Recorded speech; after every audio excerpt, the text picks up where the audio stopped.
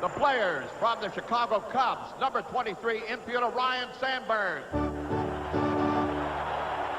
From the Cincinnati Reds, number 14, infielder Pete Rose. Number 39, outfielder Dave Parker. From the Houston Astros, number 25, outfielder Jose Cruz. Number 34, pitcher Nolan Ryan. From the Los Angeles Dodgers, number 28, outfielder Pedro Guerrero, who is injured and unable to play. Number 34, pitcher Fernando Valenzuela. From the Montreal Expos, number 29, infielder Tim Wallach. Number 30, outfielder Tim Raines. Number 41, pitcher Jeff Reardon. From the New York Mets, number 12, pitcher Ron Darling. Number 16, pitcher Dwight Gooden. From the Philadelphia Phillies, number 12, outfielder Glenn Wilson. Number 17, catcher Ozzie Virgil. From the Pittsburgh Pirates, number 6, catcher Tony Pena. From the St. Louis Cardinals, number 22, infielder Jack Clark. Number 51, outfielder Willie McGee. From the San Diego Padres, number 1, infielder Gary Templeton. And number 54, pitcher Rich Gossage. From the San Francisco Giants, number 50, pitcher Scott Goreff. The manager from the 1984 National League champion San Diego Padres. He's making his 4th appearance as an all-star manager and his first for the National League. Number 23, Dick Williams.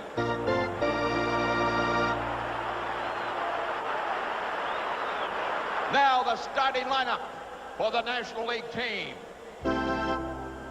Leading off, playing left field. He led the National League in hitting in 1984 from San Diego, number 19, Tony Gwynn. Batting second and playing at second base. He is a second in the National League in both batting average and RBIs. From the St. Louis Cardinals, number 28, Tommy Herb. Batting third and playing first base, a 2-time All-Star MVP from San Diego, number 6, Steve Garvey. Batting fourth and playing center field, the National League's MVP in both 82 and 83 from Atlanta, number 3, Dale Murphy. Batting fifth and playing right field, the 83 National League Rookie of the Year from the New York Mets, number 18, Darryl Strawberry. Batting sixth and playing third base, a 6-time All-Star from San Diego, number 9, Greg Nettles. Batting seventh and catching a 3-time All-Star from San Diego, number 16, Terry Kennedy. Batting eighth and playing shortstop, a 5-time Gold Glove winner and a 5-time All-Star from St. Louis, number 1, Ozzie Smith. Batting ninth and pitching, he's warming up in the bullpen to make his first All-Star appearance. He has won 10 straight games from San Diego, number 31, Lamar Hoyt.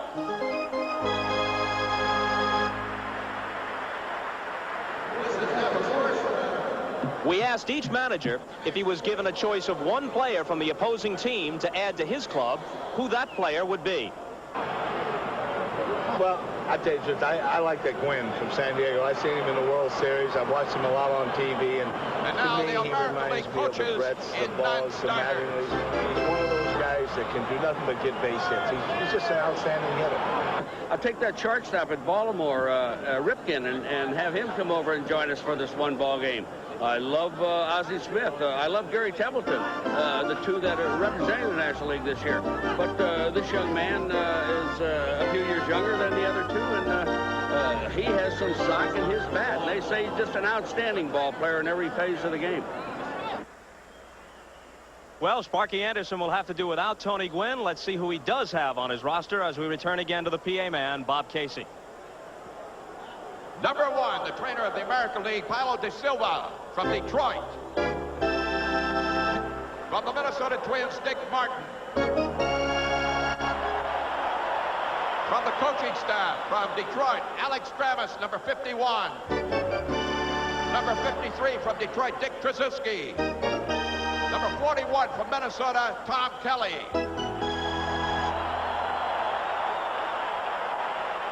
From the Kansas City Royals, number 10, Dick Hauser. From the Toronto Blue Jays, number 6, Bobby Cox.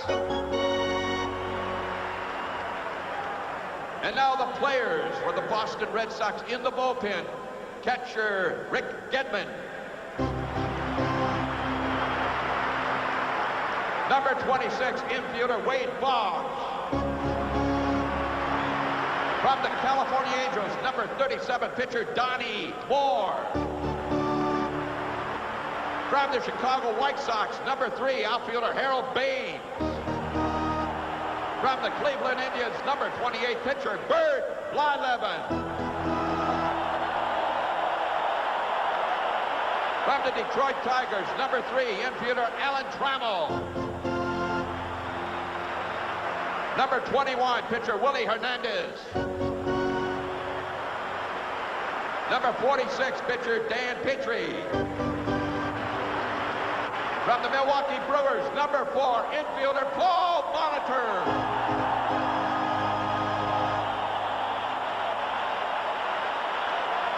Number 15, infielder Cecil Cooper. From the Minnesota Twins, number 24, outfielder Tom Brzezinski.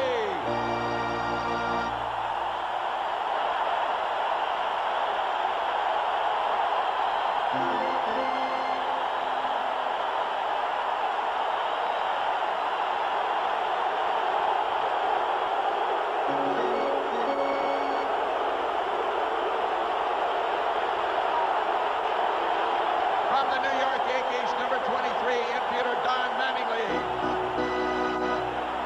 From the Oakland A's, number 50, pitcher Jay Howell. From the Seattle Mariners, number 29, outfielder Phil Bradley. From the Texas Rangers, number 32, outfielder Gary Ward. From the Toronto Blue Jays, number 7, infielder Damaso Garcia. Number 12, catcher Ernie Witt.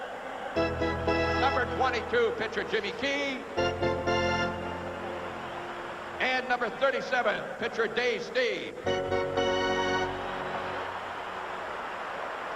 And now, ladies and gentlemen, the manager of the American League All-Stars from the world champion Detroit Tigers, the only manager in the history of the major leagues to have won World Series in both leagues. He's managing his 5th All-Star team and his 1st in the American League.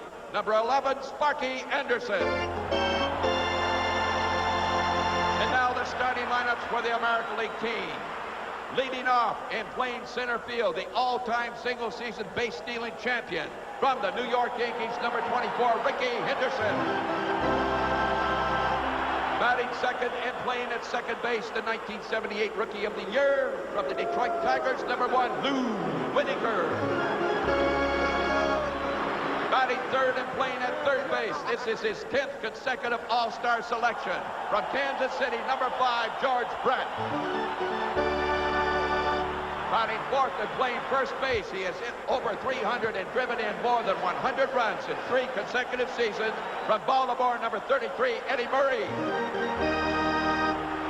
Batting fifth and playing shortstop, he has led all Major League shortstops in home runs and RBIs for 2 seasons. From the Baltimore Orioles, number 8, Cal Ripken. Batting sixth and playing in right field, a native of St. Paul, has a .375 average for 8 All-Star appearances from the New York Yankees, number 31, Dave Winfield.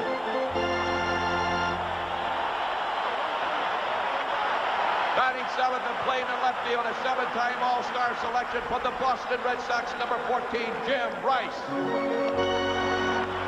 Batting native catching, the American League home run leader with 23 and 10-time All-Star from the Chicago White Sox, number 72, Carlton Fisk. In batting ninth and pitching, he's warming up in the bullpen to make his third All-Star appearance. He has won 2 games in the '84 World Series from Detroit, number 47, Jack Morris.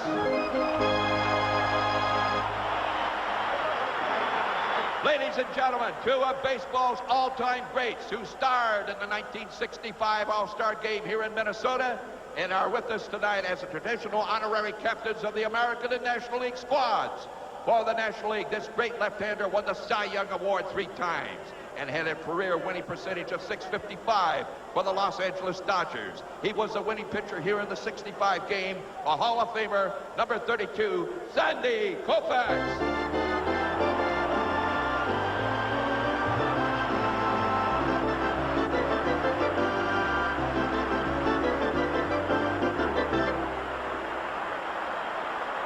The honorary captain for the American League, played 21 seasons with the Twins and remains one of the most popular figures here in the Twin Cities.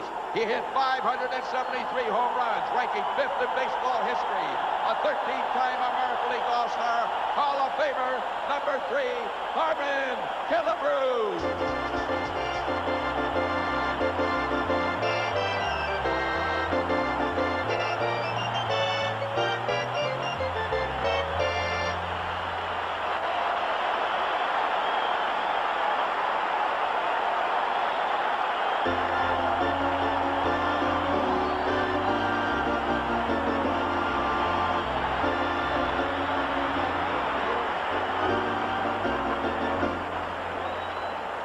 Ladies and gentlemen, the entrance of the colors.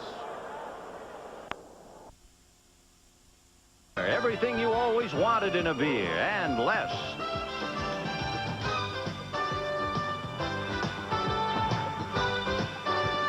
And by Merrill Lynch. More resources, better solutions. They make Merrill Lynch people a breed apart.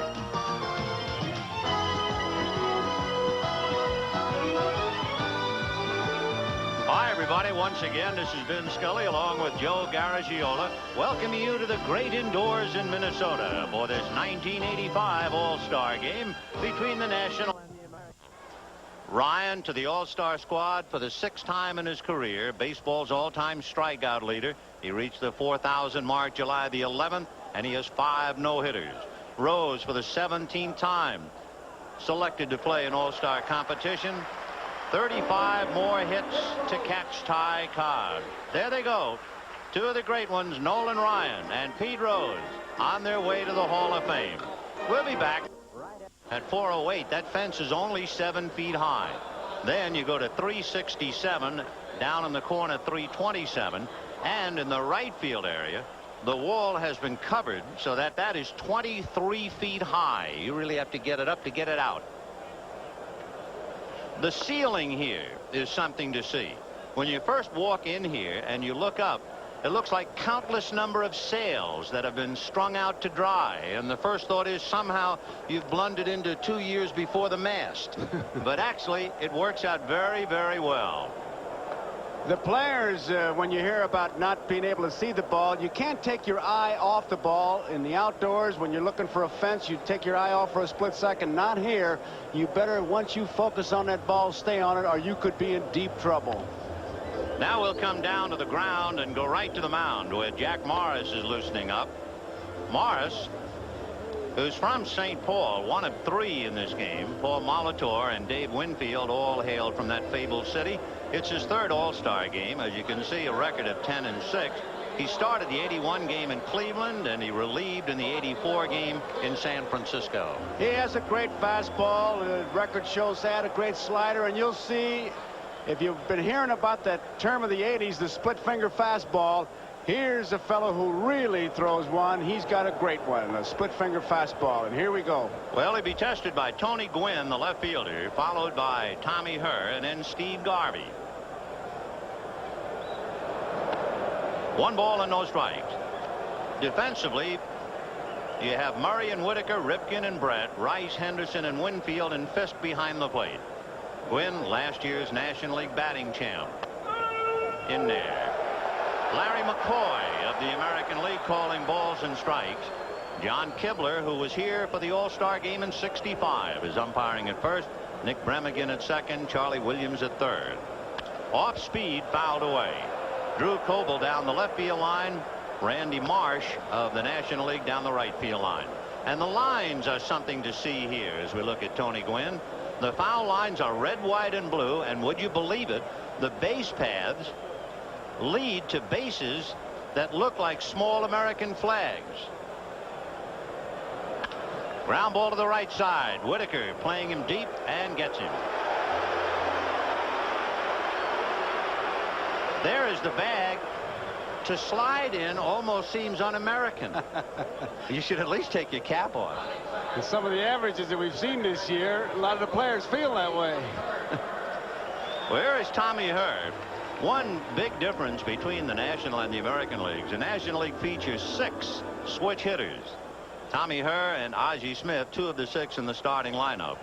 1 switch hitter for the American League, Eddie Murray. Tommy Herb, as you can see, with 3 home runs and 68 RBIs, is on track to do something that hasn't been done in a while. He could be the first player since George Kell back in 1950 had 100 RBIs with less than 10 home runs. The last time that happened in the National League in 1945 and 46, Dixie Walker of the old Brooklyn Dodgers. Tommy Herr. He's had 3 knee operations. He's been pretty well banged up, but he's had an outstanding season to win the nod over Ryne Sandberg. Foul back. The infielders here use that marking around the infield, kind of the key on it, way deep. Look at Ripken at short. Whitaker back. That ball gets to you in a hurry.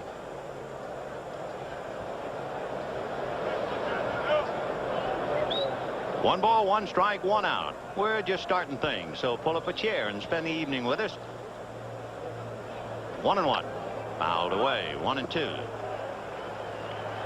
The honorary captains you've already met. Sandy Koufax, who was the winning pitcher here in the All-Star game in 1965.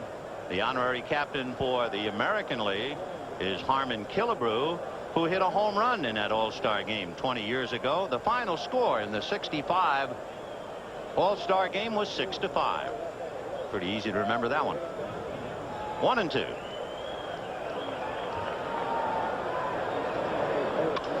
On the hands, lifted back a short. Ripken going out. Rice coming in. Ripken.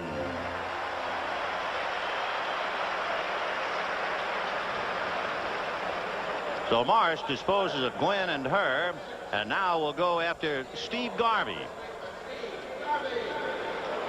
It is interesting to think about what might have been. When Garvey graduated high school in Tampa, Florida, he was drafted by the Minnesota Twins in 1966. They offered him, in his words, somewhere around $8,500 to $9,000 to sign, and he said, no, I'm going to Michigan State. And he became a Dodger, and the rest is history. If Jack Morris keeps throwing that breaking ball where he threw that one, the National League's going to have big problems.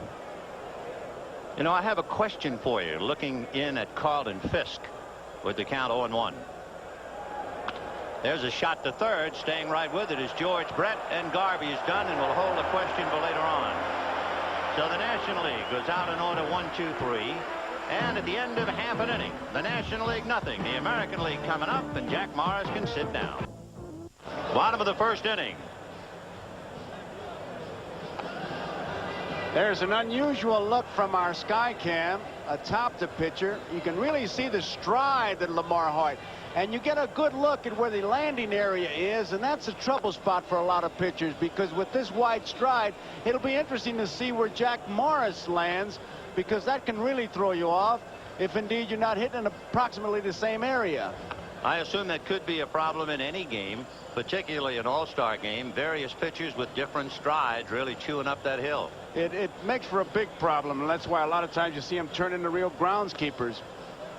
Lamar Hoyt of the San Diego Padres, the second Padre pitcher to ever start an all-star game. Randy Jones did it at Yankee Stadium in 1976. Lamar won 9 straight for the Chicago White Sox in 1982, and he comes in this game having won 10 in a row. Started that by beating the Mets the last week in May. Ricky Henderson, Lou Whitaker, and George Brett in that order.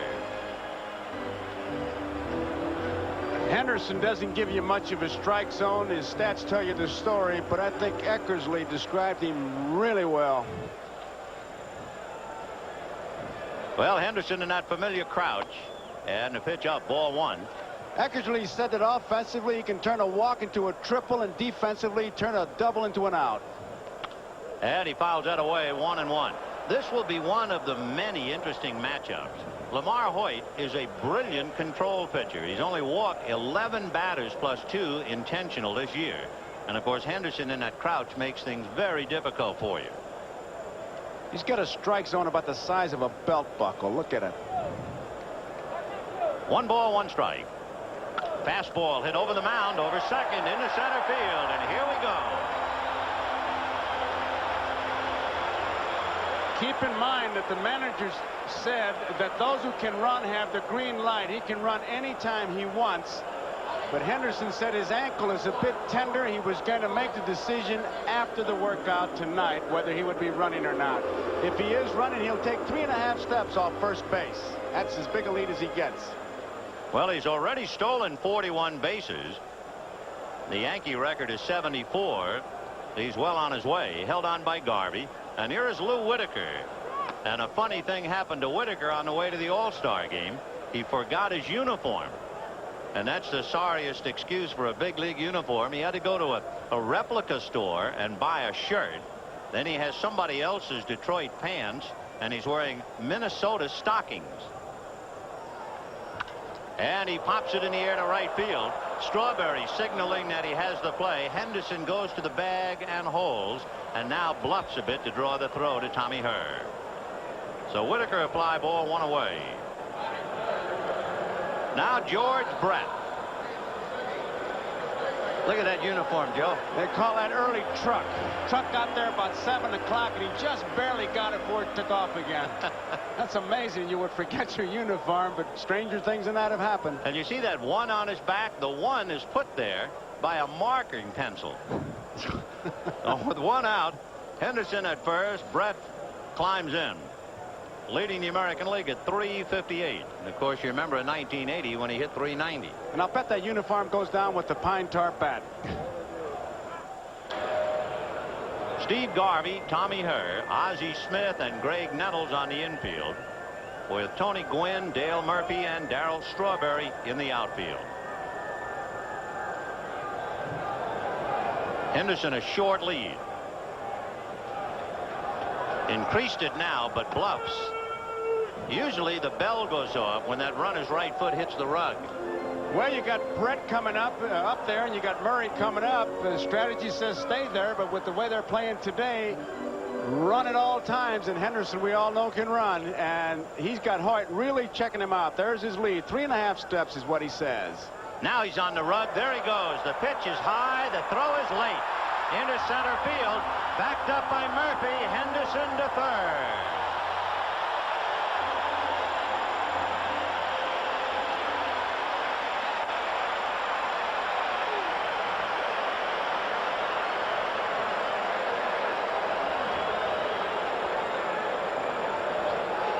Very disruptive on those bases. Kennedy, the throw is a little bit low, and in goes Henderson over to third. And as we said, he can turn a walk into a triple. He turned a single. There he goes, head down. Slide, he actually picks up speed. He sees the ball in the center field.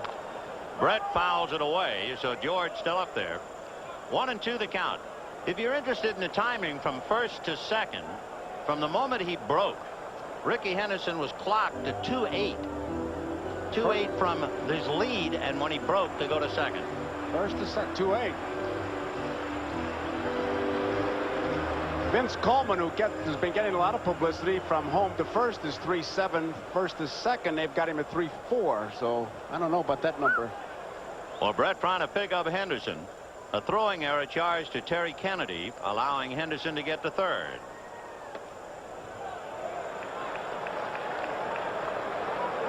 Brett came in here with an 8-game hitting streak, and the count 2 balls and 2 strikes. He has really been on a tear when you think about the fact he went through the month of June without a home run.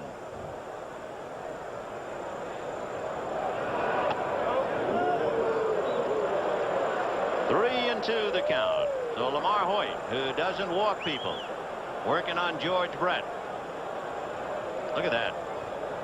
By the end of June, he's just exploded. Ricky Henderson single, stole second, took third on the overthrow, and with him out, Brett trying to pick him up. Eddie Murray to follow. Tip off on his American League lineup. Jim Rice is batting 7th. 3 and 2. Breaking ball fouled away. Pitch came in on the hands, and George pulled it away. And how about the American League's leading home run hitter batting 8th? So Henderson at third.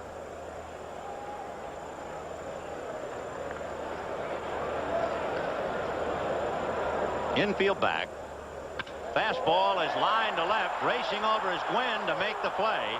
Henderson tags and will score.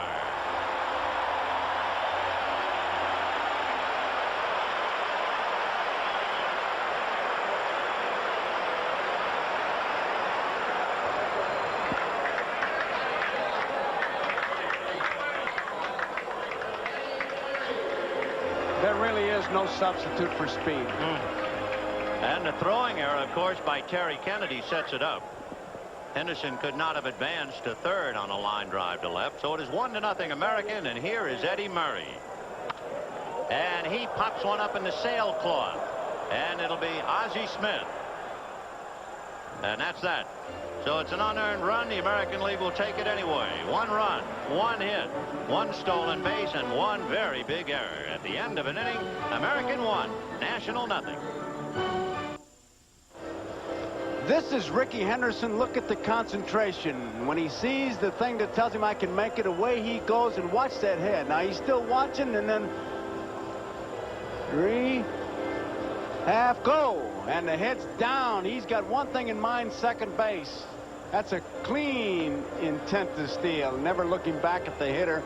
And of course, when the ball goes into second base, he goes to third, and there's that disruptive force. Vince Coleman, Willie Wilson, Ricky Henderson, I'm telling you, it just disrupts everything. And of course, being very much aware of stolen bases, I was a little surprised that Tommy Herr was not able to back up Ozzie Smith and make sure that throw didn't go into center field. Tommy could not quite get there. So it is 1-0 American. It'll be Dale Murphy, Darryl Strawberry, and Greg Nettles in the second inning. Murph has not missed a regular season game since 1981. A remarkable competitor who has been in somewhat of a slump for the last 3 years. He's been hung on some very big numbers, 36 home runs and at least 100 RBIs. Strike. With our center field shot, you can see that Fisk is the catcher with Morris, where he's moving around, giving him the location. And they try to keep that ball away from Murph, although you can't keep throwing out there. He'll sit on it. I got a question for you. Remember about Carlton Fisk? That's popped up, and it'll be Cal Ripken. 1 away. The question before the house is, Carlton Fisk is the catcher for Jack Morris. Fisk in his career has only 2 hits in 35 at-bats against Jack Morris. That's .057. And the question is, in catching Morris tonight, would it possibly help him in hitting against Morris during the regular year, second half? I say it would possibly and probably, and I'll tell you why. Strike to Strawberry. He'll be concentrating on all his pitches coming towards him, and he'll really be able to bear down on him.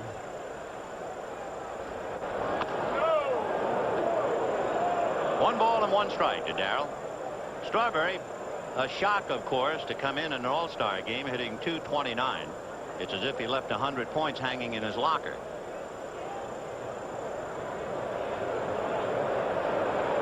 Off speed, just low.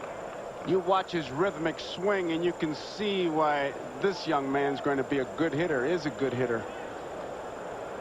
He's played the fewest games of any of the All-Stars this year. He's only been in 40 games because of the injury he suffered to his thumb. 2 balls, 1 strike. Fouled away. Here's the injury. Darryl Strawberry going after a ball hit down the line, dives, falls heavily on his right hand, jammed his thumb, and that was the end of a good portion of the first half of the season. But the fans haven't forgot him, and they count 2 balls and 2 strikes. 3-2. A footnote to your question. Bertie Tebbett's a great catcher, Detroit Red Sox. Once made the statement that any pitcher he caught, he could hit. Would you make that statement? No. Oh, okay. I couldn't hit the ones I caught, the ones I batted against, and that includes the playground. 3-2 to Darryl. 1 out, second inning, 1-0 American League. Fastball, and that's hit foul outside of first to Jim Fry, the Chicago Cubs manager, coaching at first base, and over at third, the Houston Astros manager, Bob Lillis. By the way, Jack Morris' last pitch was clocked at 93 miles an hour, so he has loosened up. 3-2 to Darryl Strawberry. He shook off the change of pace. We'll get a good idea of what this next one is as he put down the deuce. I'd say split finger fastball. And it is whacked into left field for a base hit. So Jim Rice up with it. And you notice how very cautiously Rice played that base hit. You wonder what a split finger fastball is and how it's thrown. Watch as Morris gets his hands back. Look at his finger. No, that was a fastball. That was a fastball. So with Strawberry at first, here's Greg Nettles, the 36th player in All-Star history to play for both leagues. Goose Gossage, Nolan Ryan, and Dave Winfield also have that honor amongst the players involved in this one. And of course, it seems a shock to the National League not to have Mike Schmidt playing third. That's hit foul down the left field line, out of play. It's their first time in 6 years Schmidt hasn't started at third. Greg Nettles 5 times an American League All-Star. Greg is strictly a pull hitter. He's got a gap between first and second. Of course, the ground ball, if Morris can get that ball the outside part of the plate and he tries to pull it, they've got themselves a double play. Some folks might have forgotten that Greg Nettles broke in with the Twins and was then traded to the Indians and then the Yankees. 1 ball, 1 strike. Quite a while ago in 1976, he led the American League in home runs. Third base has been a somewhat of a disappointing area in the National League. Madlock, Horner, Schmidt, Guerrero, those were pretty big names at the start of the season. 1 ball, 1 strike. Strawberry goes. The pitch is swung on and missed. The throw is late, and Strawberry is at second with the count 1-2. I thought Pete Rose had a pretty good answer for why the third baseman is such a lack of them. He said they've all moved to first. Yeah. Fisk had a good ball to handle. Looks like he shifted well. Just made a low throw. Strawberry in easily. So the tying run at second base with 1 out. Nettles trying to pick up Strawberry, and Terry Kennedy on deck. 1-0 American. Top of the second, 1 away.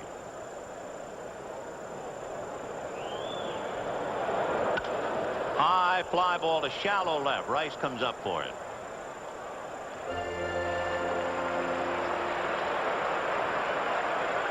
So Terry Kennedy will be coming up with 2 out, and we'll pause briefly for station identification. This is the NBC television network. This is KYW-TV3 in Philadelphia. The American League, in case you aren't with us, had leadoff man Ricky Henderson single, steal second, go to third on Terry Kennedy's overthrow, and score on George Brett's fly ball to left field. Now in the second inning, with 2 outs, Strawberry has singled and stolen second base, and Kennedy trying to pick him up. There it is. Look at the split fingers that he's got the grip. And when that thing comes sailing towards you, you hit by the seams, which you pick up the rotation. You can really see him with that shot.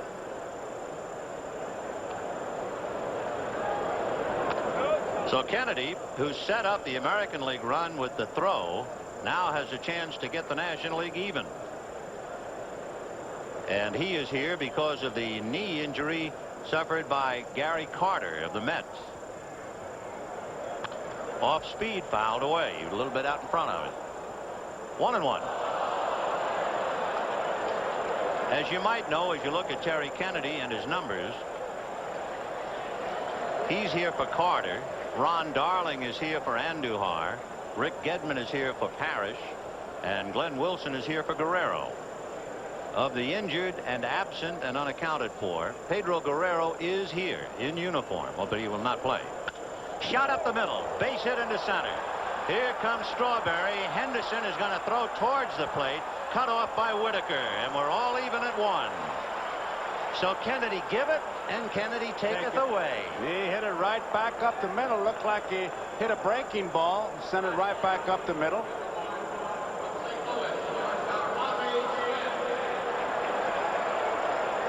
Morris on his follow-through. It's not exactly a Rembrandt when he finishes. He's liable even on some of his follow-throughs fall down. He throws so hard, and this one comes right back up, and no way he can get it. Now here's the Wizard of Oz, Ozzie Smith, the Cardinal shortstop, with Kennedy at first, 2 out and a run in, and a 1-1 tie. Ball 1. And as always, with the catcher on at first base, Murray's playing behind him. He's not going to hold him on. Terry Kennedy doesn't figure to do any running for sure, and Ozzie takes outside. Ball 2. 2-0.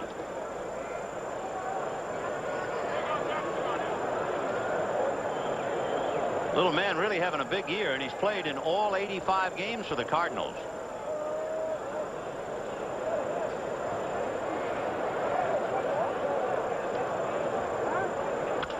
And he lifts one back a third. Could be trouble. Brett will make the catch over the shoulder. Nice play. But the National comes back with 1 run, 2 hits.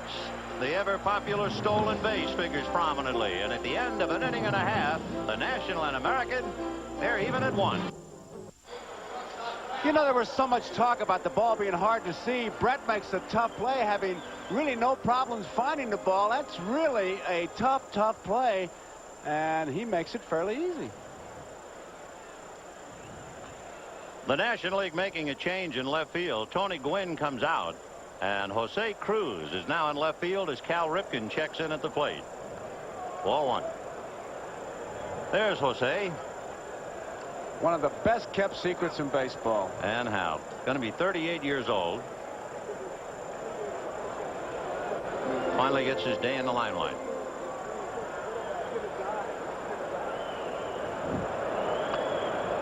He's one of those guys you wind up on opening day, and he goes out and has a good year every year. 2 balls and no strikes to Cal Ripken. He'll be followed by Dave Winfield and then Jim Rice. Ball 3. The only thing Ripken doesn't have, he doesn't run well. 1983, he didn't have a stolen base, even though he had 663 at-bats. That's an all-time record. Might be hitting.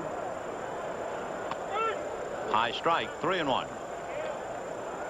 Dave Winfield on deck, then Jim Rice.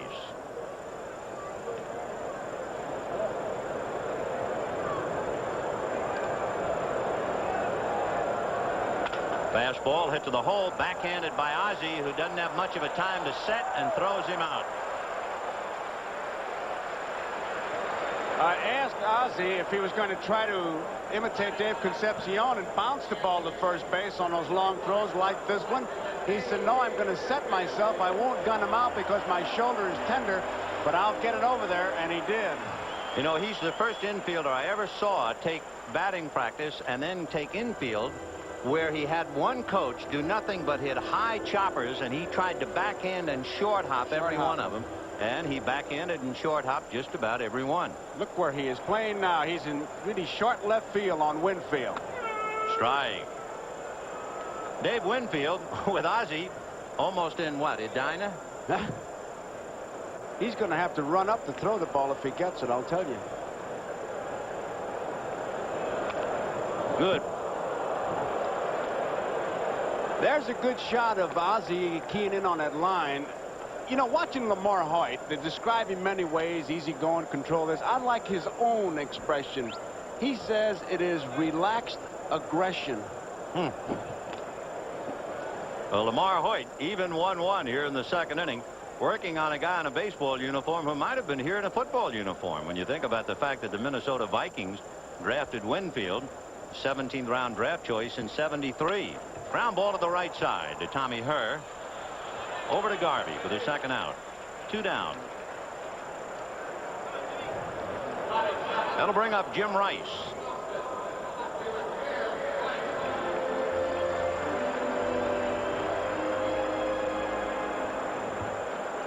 Four times in his brilliant career, Rice has had that most coveted of offensive seasons. 30 home runs, 100 RBIs, and a .300 average. Lifetime average above 300. 6 times he's had 100 RBIs or more a year. Fastball, and he popped it to right field. Strawberry coming to the line. So Rice is late on a good fastball, and the American League is out in order. In the end of 2, a 1-1 tie. We'll be right back after these messages from your local station. Are you in favor of the designated hitter? If your vote is yes, you dial that number. No, you dial that. It'll cost 50 cents per call. And at the end of the show, we'll give you the tally in the vote. And we move on to the third inning now in a 1-1 tie. By the way, NBC's share of the proceeds will be donated to charity. Here's Lamar Hoyt, a slimmed down version of the star in the American League. In 1983, he weighed 270. This year, he weighs 228. Cy Young Award winner in 1983, swinging the bat. He's gotten 4 hits so far over in the National League. Lamar Hoyt, followed by Jose Cruz and then Tommy Herr. Third inning, 1-1.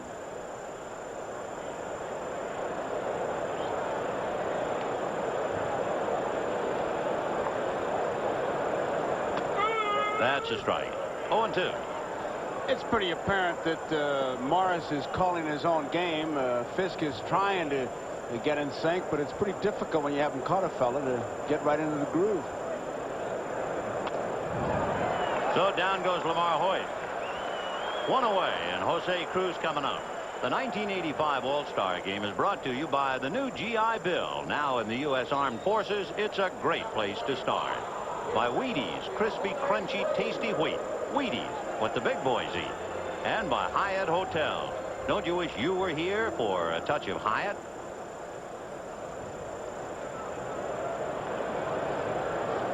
Jose Cruz. Ball 1. It's an unbelievable fact. Last year, Cruz led the Astros in home runs, despite not hitting a home run at home all year. All of his home runs were hit on the road. And he is an Iron Man. He's in there all the time. In 8 years before this season, he had missed a total of only 36 games. 1-1 to count. It's one of those 55-foot pitches that kind of chews you up as a catcher. It got Fisk in 2 different places, and you can see him flexing that arm a little bit. Of course, the umpires always will check the ball. He's checking arms and limbs, and the other guy's checking the ball. Fisted foul off to the left, out of play. You watch that. I think it's a reflex action. I don't think the umpires mean anything. You could be down there, foul tip pitcher. He's looking at the ball. He said, what are you looking at the ball for? 1-2 to Jose. Sparky Anderson and a few other gum chewers down in the American dugout. And that's fouled off. And Cruz got bitten another bite out of Carlton Fisk. You know, it's like a slump for a catcher, Vin. You can run into streaks where you just get hit. You could be in the middle of a forest, somebody fire a BB gun, hit you right between the eyes. Cruz was picked for another All-Star game back in 1980, but he didn't get into the ball game. 1-2. And that was bounced in front of the plate. If you look at Cruz, it seems like his bat is 4 feet tall. He really covers home plate with that thing. And the plate umpire, Larry McCoy, put a new ball in play. That's one of those plays that gets lost in a ball game, but it was a good play by Fisk because with 2 strikes, if it gets by him and Cruz swings, he's on at first base. He made sure he got in front of it and blocked that ball nicely. 2 balls and 2 strikes to Jose Cruz with 1 out in the 3rd. Who really knows except the catcher's mother, right? And you. You're a collector of catchers. High bouncer up towards first. Murray hesitated, feeds back to Morris and got him. Eddie Murray was a little timid, afraid that ball might kangaroo on him, but Morris alertly covered to handle it. It's one of those plays that can only happen in a place like this. He finally gets it. Morris gets there a bit late and really steps on the bag in bad shape. He got watch where his right foot gets. Too far over. He should get the inside the bag. He got that blue section instead of the red section, and he could have been stapled. You see him duck. He thought Cruz was coming right up over his back. Certainly did. So with 2 out in the 3rd, a 1-1 tie. Here's Tommy Herr. He popped up to short in the 1st inning.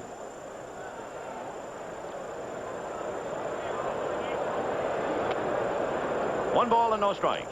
You know, a lot of people think that the Metrodome is a home run haven, but they did a survey here, and it really isn't that much way at all. In 1984, it ranked 8th among American League stadiums in which home runs were hit. That's another 3-footer in front of the plate. 2 balls and no strikes. Here's the last play. Look where his foot is, and that's the way you get hurt. And Morris was kind of expecting to get hit, and he ducked in much like a turtle, but Cruz avoided him, and it's a good thing. So Tommy Herr, 2 down in the 3rd inning.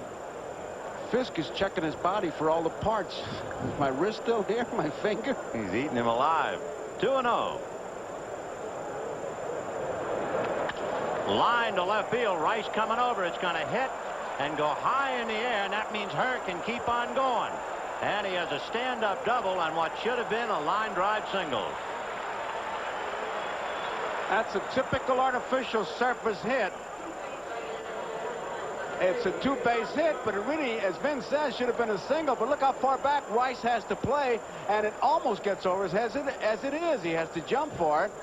And the momentum carries him, but it's the high bounce that made for the extra base. So now Steve Garvey with 2 out, trying to get the National out in front. If you remember, Terry Kennedy had a 2-out single to drive in the tying run.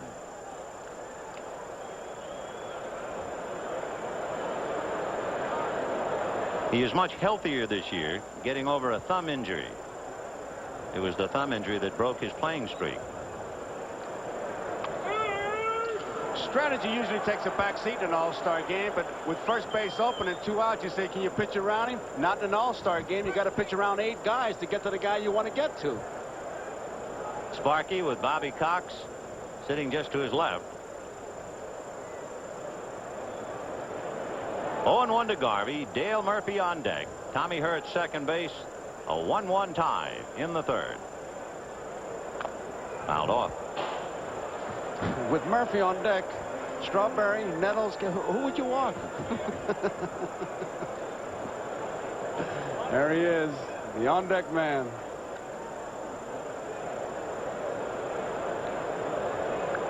Jack Morris, who struck out Lamar Hoyt to open up this inning, leads the American League in strikeouts, and he has Garvey 0-2.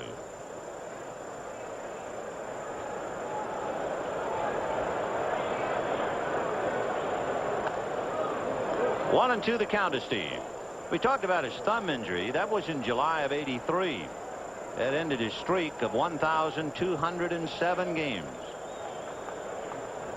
Garvey, the first National League first baseman ever to go through an entire season without making an error. Remarkable.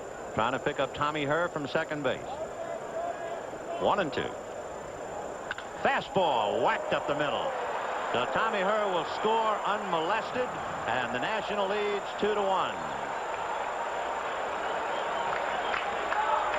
So you can see that base hit to left field that took the kangaroo hop is cashed in for the go-ahead run.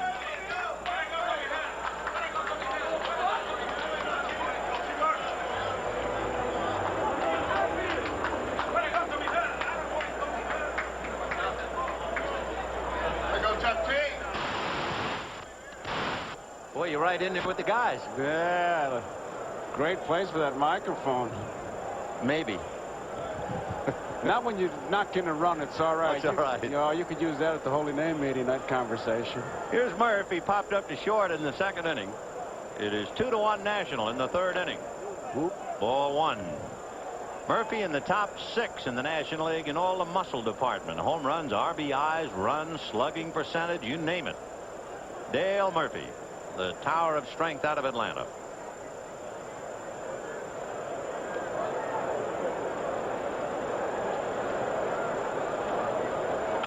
And he lifts one to shallow center. Henderson, look out. Look at that thing bounce like a golf ball. Murphy will go to second. Garvey stops at third. Henderson, he thought he might make a shoestring catch, and then he thought better of it because if it bounces over his head, look out. And that thing really jumped up. I think what happened to Ricky, he didn't know that Dale Murphy was jammed. And as he started to come in on the ball, it almost went over his head. He got a poor jump to start off with. Well, you get those big swingers. They take a big swing like he does, but really doesn't hit it that hard. I mean, on a fat part of that bat. And Ricky starts in and says, I better back up, and it almost gets over his head. I took a baseball yesterday and just kind of threw it down, and I'm telling you, it's about a 12 or a 15-foot bounce. So Jack Morris, with 2 out in the third inning, has given up a double, a single, and another double, although each double was really a single, if you get the message. And with Garvey at third and Murphy at second, Darryl Strawberry the hitter. Strawberry singled in the second inning and came around to score, having stolen second base. 2-1 National in the third. Ball one.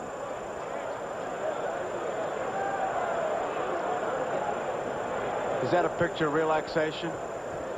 Saying that was just a ball. It was low. He played in last year's game, went 1 for 2, had a double. 1 ball, no strikes. Big rip. Came up empty, way out in front of it. Changed speeds well on that one. Hoyt struck out. Cruz grounded out. But then Hurd double to left. Garvey singled up the middle, and Murphy has doubled Garvey to third. 1-1. Ball 2. 2-1.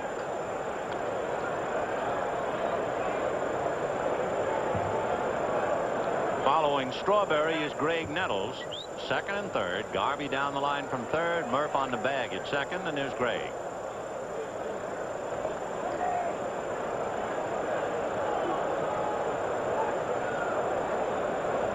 Change very high.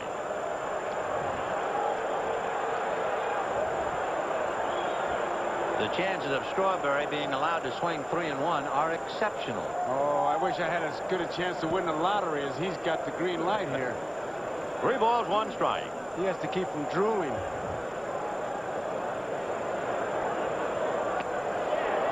Three and 2.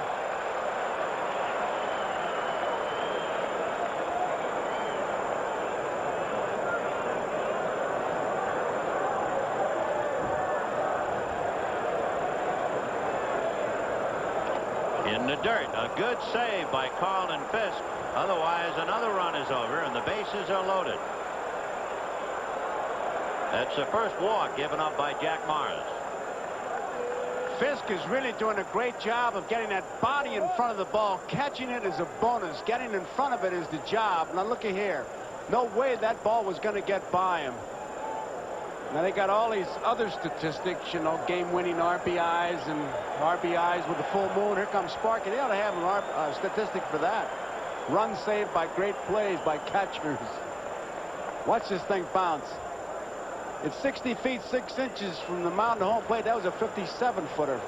You'll be happy to know, recently in Pittsburgh, the catcher never gets any applause at all for saving a run. But Tony Pena got an ovation for making a catch of what otherwise would have been a wild pitch. For all catchers everywhere. Great. Jimmy Key, the youngest of the American League All-Stars at 24, 2 days younger than Don Mattingly, the left-hander out of Huntsville, Alabama. And Toronto had not had a win by a left-handed starter since 1980 before Jimmy Key. Here's how his manager, Bobby Cox, describes him. He said he has great poise. He's got a pitch inside, especially to the right-hand hitters. He's got all the pitches. He'll throw sinkers to right-hand hitters. Good command, no trick pitches, good curveball, keeps the ball down. I was thinking, as you see Bobby Cox and Dick Hauser, the feeling that Sparky Anderson had in bringing Key in to bail him out of a jam. It was just a month ago that Jimmy Key had a no-hitter going against Detroit until Tom Brookins singled in the 9th inning. But now Sparky needs him for help with the bases loaded, 2 out, and Greg Nettles at the plate.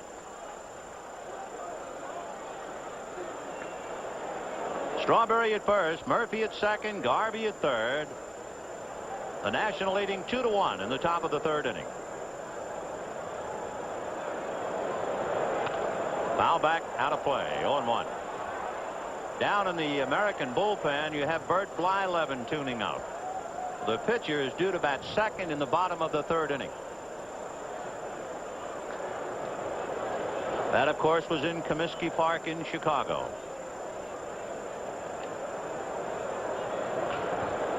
0-1. Big breaking ball. 1 ball, 1 strike. Oh, that's the equalizer. Oh, that's the one that, and Fisk, he wants to make sure that they got the signs. He made the play, but I'm not so sure he thought that was going to be that big a breaking curveball.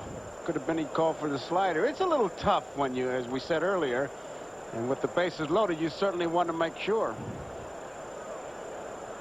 1's a fastball, 2's a curve, 3's a slider. And please give me the ball I put my fingers down for. So Jimmy Key trying to ride to the rescue. The key to lock the door on the National here in the 3rd inning. 2 runs, 5 hits for the National League. 1 run, 1 hit for the American League. Nettles trying to get rich in a hurry here. 1 ball and 1 strike. He held up. They're going to look at third. Swing, says Charlie Williams. That's your classic high curveball, and here it is from above. What do you think? Well, if Charlie Williams didn't have the sky cam, I think there's a man on second base, and it's confusing, and they're just going over signals. He put down 1, 2, and when the second sign I was going by, just out of habit, and I'm saying to myself, he must be using the second signal, but obviously they're going to switch. Just a habit. I don't think anybody's going to steal signs in an all-star game, but then I remember a pitcher I won't name who threw a spitball in an old-timers game, so who can you trust? Right, can't trust anybody when they're out there battling. 1-2 the count to Greg Nettles. Garvey, Murphy, and Strawberry out on the lines. 2 out. 1-2. 2 balls and 2 strikes. That was a classic picture of a catcher trying to frame a pitch to steal it. No movement by Fisk. Just held it right there, hoping he'd get it.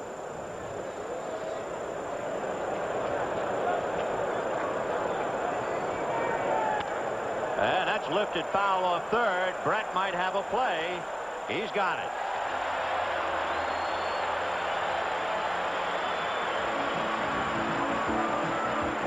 One run, 3 hits and a walk, 3 left. Middle of the 3rd, 2-1 National. When players talk about losing the ball, they're looking up at this, and this is what they see. Now watch Brett. Remember we said you can't take your eye off the ball. Watch him try to feel for the fence. There he goes. Where am I? He's pretty much saying to himself. And he realizes that he still has plenty of room, makes the play. And another little problem, there was no the temporary seats, there's no warning track. So he didn't want to take his eye off the ball, and he kept trying to feel for it. Now as we go to the bottom of the 3rd inning, 2-1 in favor of the National League. Carlton Fisk, followed by Harold Baines, who will bat for Jimmy Key, and then Ricky Henderson. Before this year, a career high for Carlton Fisk was 26 home runs on 3 different occasions. And here's Fisk checking in at home plate, having already hit 23 this year. And as you can see, 5 of his last 7 have gone the distance. One reason for his increased power, an off-season strengthening program he went on.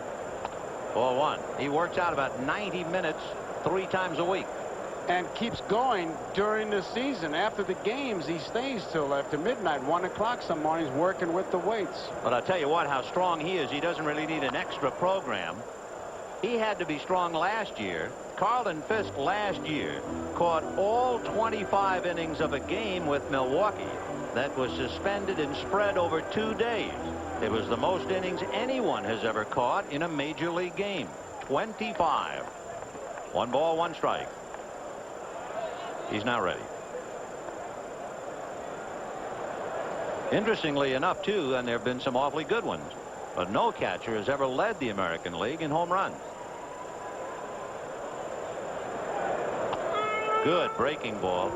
See Hoyt drop his arm and then break it across. 1 and 2. You could see Fisk say that ball's high. Larry McCoy said no. Fastball, and he was late getting around on it. 1 and 2.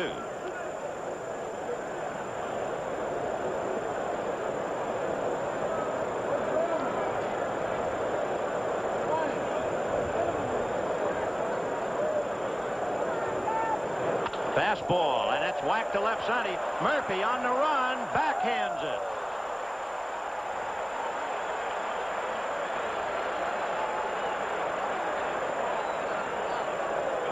Dale Murphy, a Gold Glove winner 3 consecutive years, showed you why. He not only got a good jump, but he was there. No problem seeing the ball. He saw it immediately and made the play. Harold Baines. He's only 26 years old, and this is his 6th full year in the majors. What a player. Averaging 99 RBIs a year over the last 3. Good first ball hitter. Little foul off to the left, out of play, and the count 0-1. Last year, Baines led the American League in slugging percentage. Usually, he has slow first halves, which is why he doesn't make all-star squads. 1 ball, 1 strike to Harold. And he hit that foul outside of first. 1 and 2 to count. This year, after a great April, everybody said what a year he's going to have, and he hit his slump in May, recovered a little in June, and now he is blazing hot. He's hit in 14 of his last 15 in that stretch in July.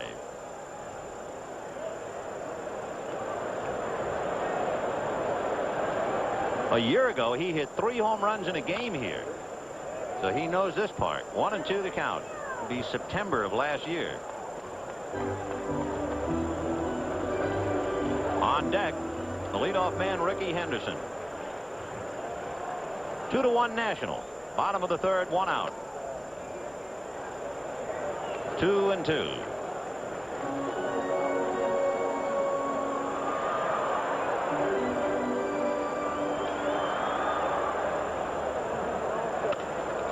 A shot down the right field line for a base hit. Strawberry in the corner to backhand, and being left-handed, he holds Baines to a long single. If he was a right-handed thrower, Baines would have taken the extra base.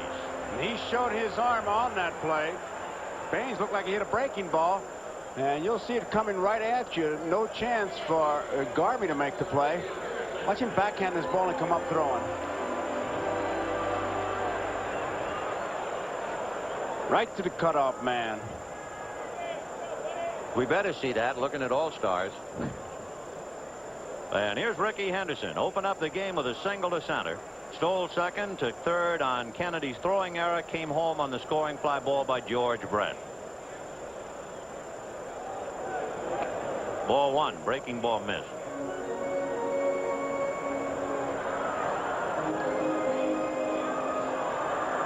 Henderson figures to be the stolen base king. But now this year, he is definitely a candidate for the batting crown. And the last player to win both in each league, you have to go back to George Snuffy Sternweiss of the Yankees in 1945, Jackie Robinson of the Brooklyn Dodgers in 1949. 2-0. High chopper to third. Nettles is there. Over to Garvey. On the play, Baines advances to second, and that'll bring up Lou Whitaker. Take a look at Whitaker and the back of his shirt. You'll see that familiar number 1, but it is not a numeral that has been sewn on, and there's no name on the shirt. That's a marking pencil. Pretty good one.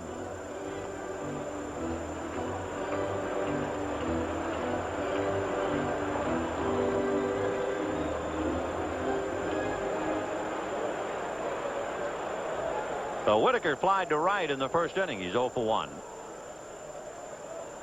Much like Baines, you get that first ball in the strike zone. Whitaker usually takes a hack at it.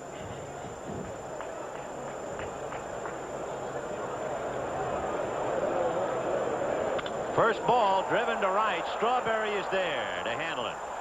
So Whitaker hits it hard, but right at Darryl Strawberry and right. The American leaves a tying run at second base in Harold Baines, and at the end of 3, National 2, American 1. The last pitch to Whitaker, you wonder what a palm ball looks like? Watch the delivery here. Right there. Look at that. Right in the palm. Uses it as an off-speed pitch, and there's the rotation. And as Killer Bruce said, the way to hit it effectively is to hit it between the seams. And if you believe that... Get some land in Florida. That's right. Terry Kennedy will start it off. He'll be followed by Ozzie Smith, and then Lamar Hoyt's spot, and with Nolan Ryan throwing in the pen, Dick Williams is thinking hitter. Meanwhile, on the mound, Bert Blyleven becomes the third pitcher for the American League. He won the 200th game of his career last month, a career ERA of 3, and there's a ground ball to Eddie Murray, and he'll do it himself. 1 away. And the very first pitch he threw his bread and butter pitch. It was the overhand curveball, and he's got it dandy. With Ozzie Smith coming up, Gary Templeton is coming out on deck, and Templeton will bat for Lamar Hoyt. There's Blyleven's numbers. Of course, he'd like to be traded, but he must now clear waivers. That means every team in the American League would have to pass on purchasing him for a minimal fee. That's usually routine, but Blyleven is so much sought after. It doesn't appear he'll get through waivers at all. Detroit would certainly take him at his salary before letting Toronto trade for him, and the Indians aren't going to let him go for just a waiver price, so he's still in place. High twisting foul off to the left, out of play, and the count 0-2. If you wonder what it's like to be a catcher and have an umpire call a strike, the next time we see a strike, we're going to let you listen to Larry McCoy. He'll clean out your sinuses when he calls a strike. He's the American League's answer to Dutch Rennert. Oh, those two guys. Al Barlick was like that. No balls, 2 strikes. Interesting confrontation here. High chopper back to the left of the mound. Barehanded by Levin and got him. Fine play by Bert to barehand and throw. And George Brett had something to say to him. He could not have made the play if he two-hands it. It was a do or die because that artificial surface, up it goes, and Bert grabs it barehanded in position to throw and just does get him. And Ozzie Smith gets out of the batter's box in pretty good shape. He sees a base hit in sight, and he's digging hard. Look at Jim Fry, the coach. Watch him duck it. Did you see him put his head down? So here's Gary Templeton now batting for Lamar Hoyt. Templeton banged up. He's had a sprained right ankle on Saturday.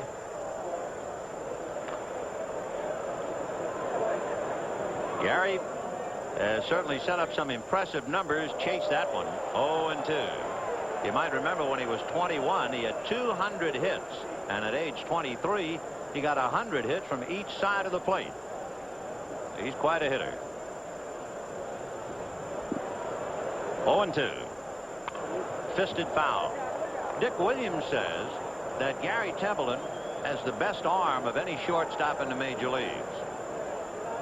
I don't know if he'll get a chance to display it tonight or if he's just going to hack away and go sit back down. No balls, 2 strikes. 2 out in the 4th. 2-1 National. And where was that one? Carlton Fisk can't believe it. George Brett is saying, ask Charlie Williams. You take a look. Well, they ruled that he did not go around. 1-2.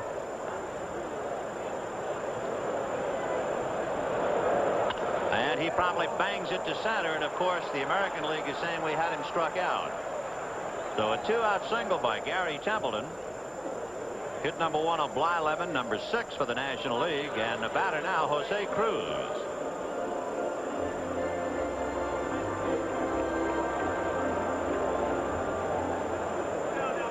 Cruz 0 for 1. Tony Gwynn started the game and grounded out. And Jose grounded out in the 3rd inning.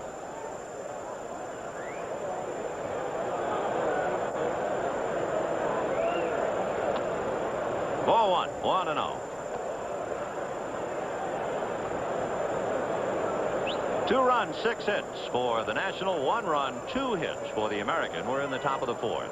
You could see Fisk asking Blyleven to take a look. Give me a chance. And there goes Templeton. Then he stumbled. The throw down to Murray, and he got back to the bag.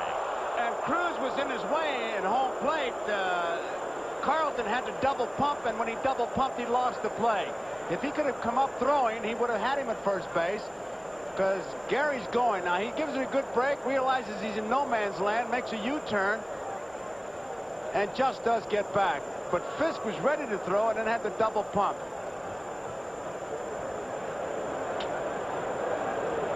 And remember, he's playing on running on a bad ankle. 3-0, the count to Jose Cruz. On deck, Tommy Hurd.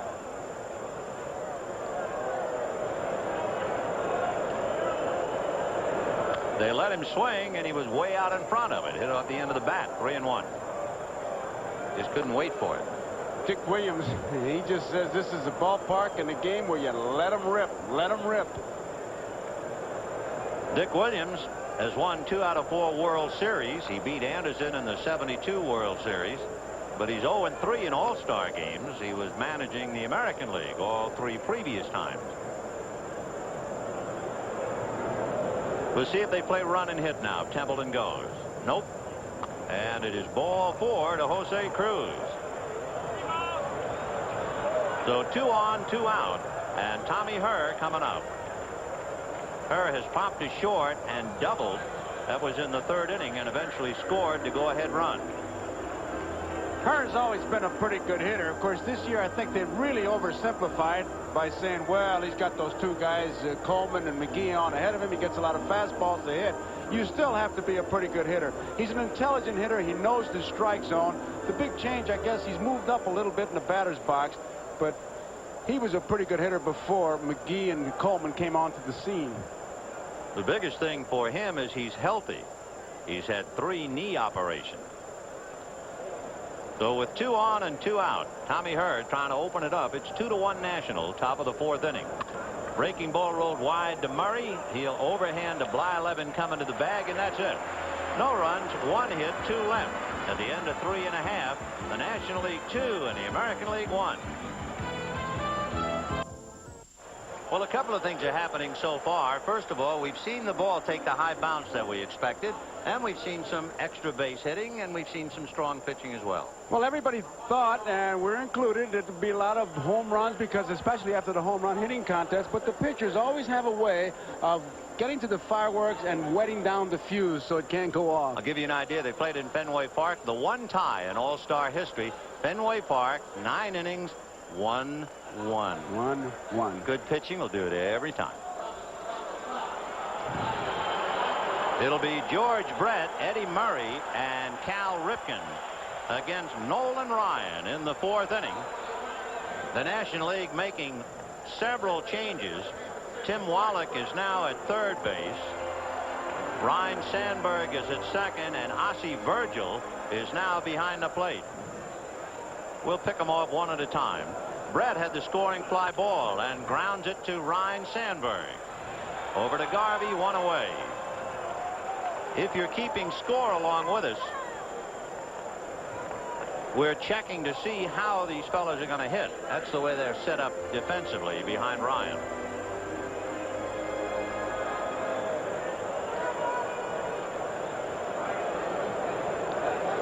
So with 1 out, here is Eddie Murray. Nolan Ryan is going into Tommy Hurd's spot since Hurd made the last out. Ossie Virgil will go in Terry Kennedy's spot, and Virgil now will be called on to handle a foul ball. A nice touch. Ossie's dad is here as coach for the San Diego Padres. He's with Dick Williams, so he has his son in the game. You could see Ossie Virgil take a second look because that was a tough play. Take a third look. That was a difficult play. He kept his eye right on it, and now you can see he's talking to Larry McCoy, who's saying, hey, I think I had a little trouble with that one myself. That's a tough play to begin with. Here now is Cal Ripken. Ripken grounded out in the second inning. By the way, we're talking about Ossie Virgil and his dad. The Ripkens were represented on the American League All-Star team last year. Father and son. Great moment. If you are keeping score, we can give you the offensive alignment now for the National League. Ground ball to short. Ozzie Smith beyond the rim throws him out. So we'll give you the National League when they're hitting in the 5th inning. At the end of 4, it's the National League 2, the American League 1, and we'll be right back after these messages. By Tenneco, building on quality, and by Wendy's, now serving freshly prepared breakfasts. In the 5th inning, Steve Garvey, Dale Murphy, and Darryl Strawberry against Bert Blyleven. Breaking ball strike, 0-1. How can they say that's an optical illusion? Garvey with all kinds of glistening credentials, 1 for 2 tonight. Grounded out and then singled up the middle to put the National out in front.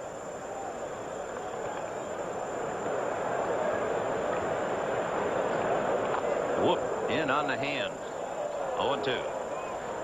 The first 2 pitches were really, when you hear people talk about a good overhand curveball, and the second one, the riding fastball in on the right-hand batter. You could see that just bore its way inside. 0-2.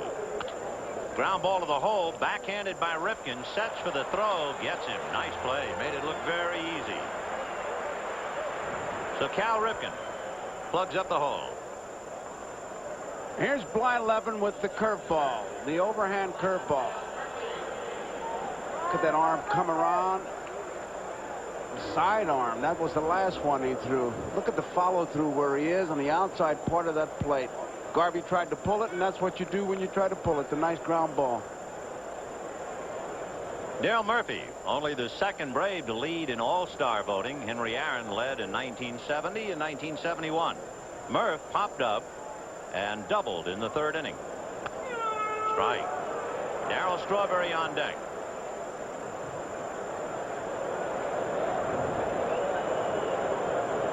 Down in the American League bullpen, since Blyleven is due to bat 4th in the bottom of the 5th.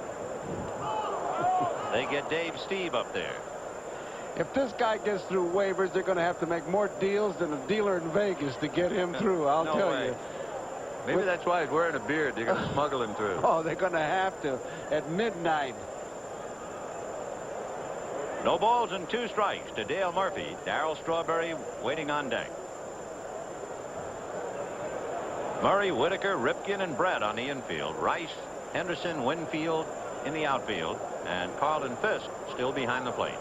Blyleven is the 3rd American League pitcher. Jack Morris for 2 2/3. Jimmy Key, and now Burt. Big sweeper. 1-2.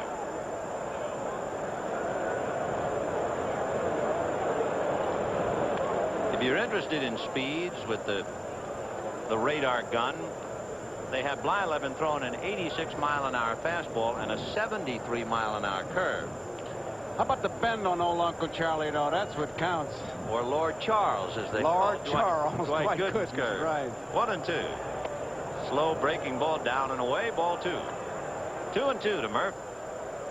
I told you about it at that Cracker Jack game. They put the gun on Stu Miller. He was throwing 12. 12 miles an hour. 2-2. Fastball punched him out. So he threw a lot of slow curves and then the express. And Blyleven picks up his first strikeout. 2 down in the 5th inning.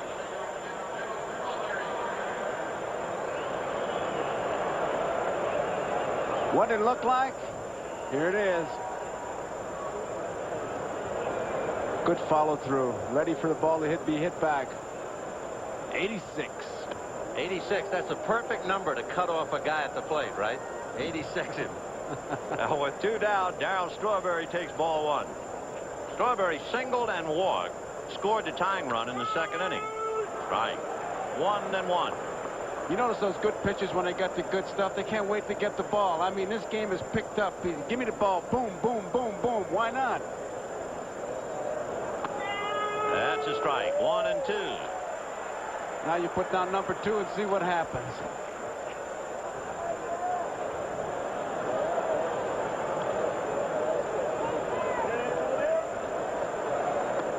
Another breaking ball. 2 balls, 2 strikes. Darryl Strawberry. And some youngsters dreaming about their day in the sun and wearing a New York Mets hat.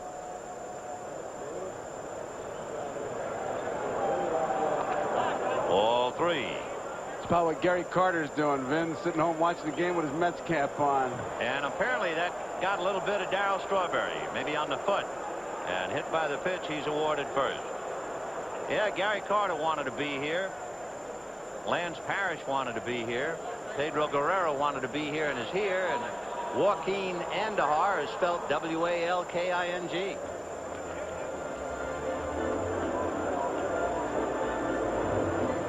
Tim Wallach will be coming up now. Remember, Wallach took over at third for Greg Nettles. And Blyleven and Fisk getting their signs squared away. Wallach had one of those great moments. He had a home run, his first major league at bat. That was way back in 1980.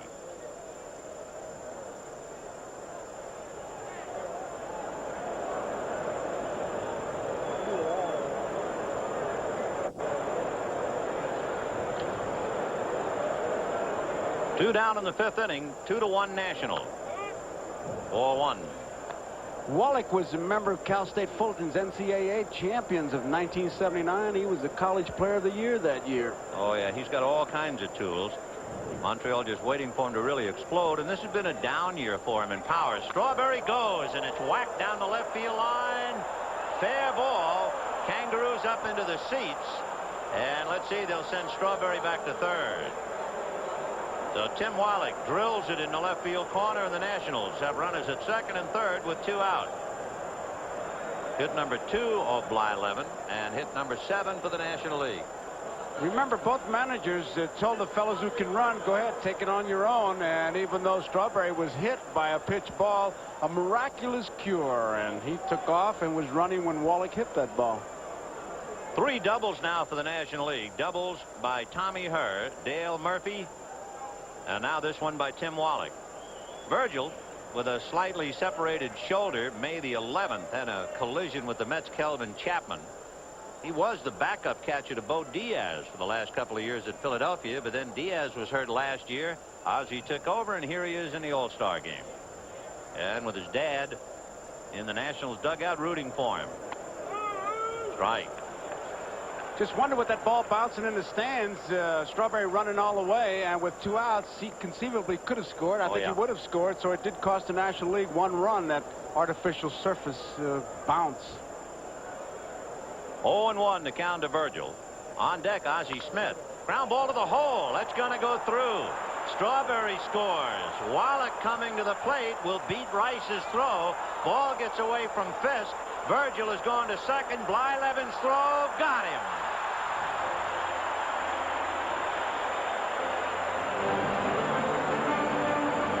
Put 2 more in the bank. And at the end of 4.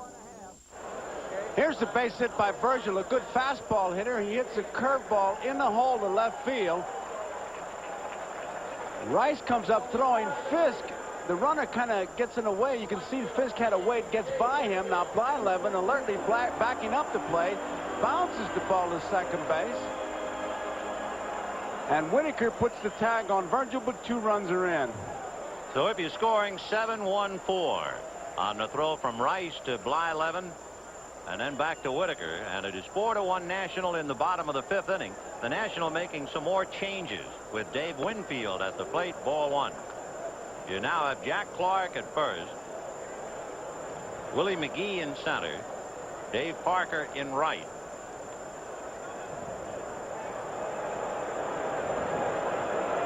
We'll give you how they're hitting offensively. Line drive, hammered to center for Winfield. He's 1 for 2.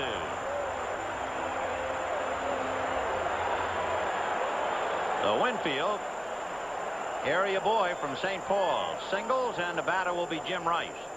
Jack Clark is in Steve Garvey's spot, number 3. Willie McGee is in Dale Murphy's spot, number 4. And Dave Barker in right field is in Darryl Strawberry's spot, number 5. Jim Rice, who of course leads the majors in grounding into double plays most years, pitching the dirt ball 1. He set a major league record last year when he grounded into 36. So it's no shock to know he's leading the majors with 28. But of course, he does more than ground into double plays. He can get them well with one swing. It is 4-1 National as Rice checks in against Nolan Ryan.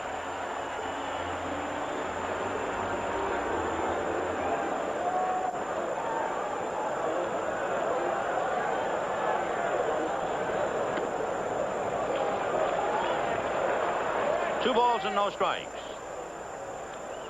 Carlton Fisk on deck would represent the tying run.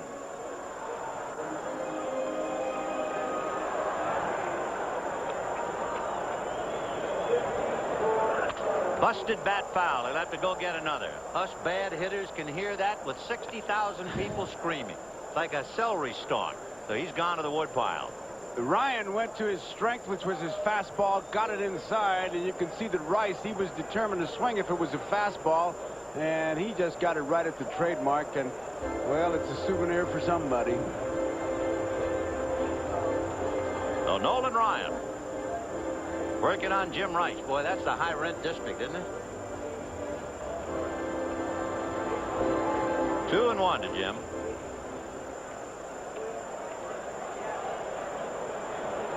Dave Winfield at first. Nobody out. High pop foul behind the plate. Ozzie coming back. No play. It's on the other side of the screen.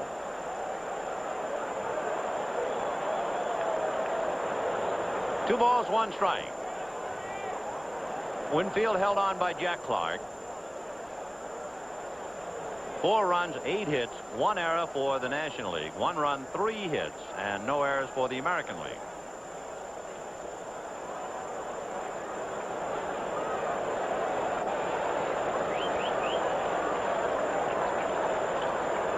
Two and 2 to Jim. Fly to right field in the second inning. He was a little late on a fastball after wrestling a few Lamar Hoyt curves.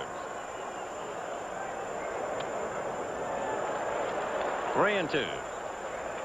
Nolan Ryan, he is indeed phenomenal. He's throwing as well, I think, now, if not better than ever. And he is 6-1 in the Astrodome with an ERA of a little more than 2.5, so he likes to pitch indoors. Foul back. The paid attendance here, 54,960. That's the largest crowd ever to see a baseball game in Minnesota. Great. Winfield has good speed, but he was not running. They want to make sure Rice, I guess, doesn't get distracted. 3-2 with nobody out. Winfield goes. Fastball, foul tip, the throw down. Too late, and he came off the bag, but he reached back and grabbed it. So Rice is blown away, and Winfield steals second. He's on his own. He's digging, not even looking to see what happens to Rice. And watch Sandberg make the tag. Now Winfield goes past the bag. Sandberg turns, and here's where Winfield goes back in through the back door. He's not looking back at the hitter, so he's looking for that bag. It will come as no surprise to the hitters in the National League who are watching this game. Nolan's fastball that just punched out Jim Rice, 95 miles per hour.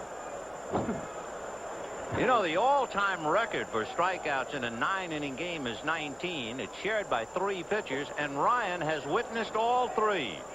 Half swing on a breaking ball, no swing, says John Kibler. Of course, Ryan pitched one himself. He was on the Mets when Steve Carlton struck out 19 in 1969, and he was on the Mets the next year when his teammate Tom Seaver fanned 19 Padres. You're looking at a man who's had 19 games where he has struck out 15 or more, if you can imagine it. Most pitchers never strike out 15 in a game. And he's done it 19 times. 1-0 to Fisk. With Blyleven due up, they have Cecil Cooper out on deck. 1 out in the 5th inning. There's Coop. 4-1 National League. Ryan, of course, reached the 4,000 strikeout mark last Thursday night against the New York Mets.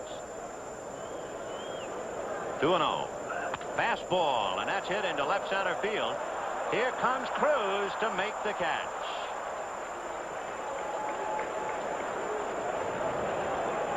That's a whole lot like the ball that was hit by Murphy that Henderson had to wait for. It was a big swing, wasn't hit that hard, and Cruz broke a little bit late and then made the play. Cecil Cooper, a left-hand hitter coming up. And of course, Sparky Anderson still has sitting on the bench Wade Boggs, Don Mattingly, and Ernie Witt to hit left-handed.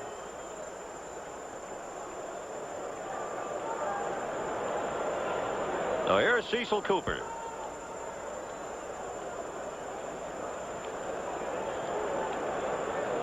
He really tailed off in home runs, and it could very well be just the sign of time taking its toll.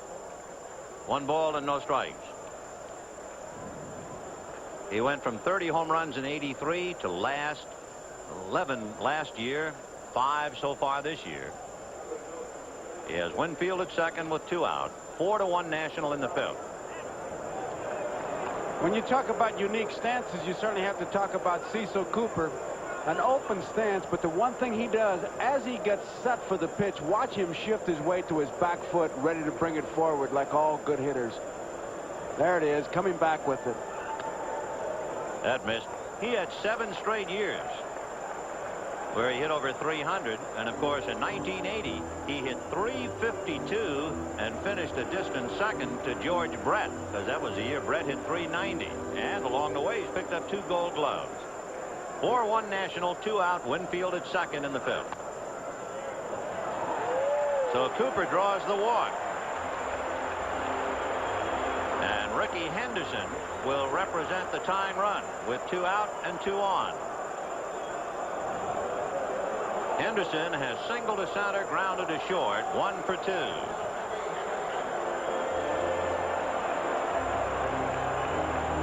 Henderson, with that stance, you talk about unique stances. Here's another one, a very small strike zone, but he brings that bat into the hitting area in good shape. He doesn't get straight up. He stays low and goes right into it, and if he gets his pitch, we know he can bring that fence in very close. So Winfield at second, Cooper at first, 2 out. Ball 1. So Ryan now just missing.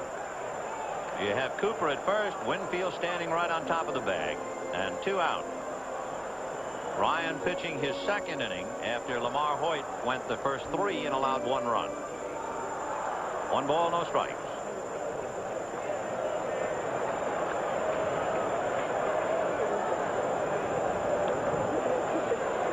Outfield about straight away. Got the corner. 1-1. Parker, McGee, and Cruz out there. Ozzie Smith continues to play beyond the rim at short, and Sandberg is also beyond the rim at second.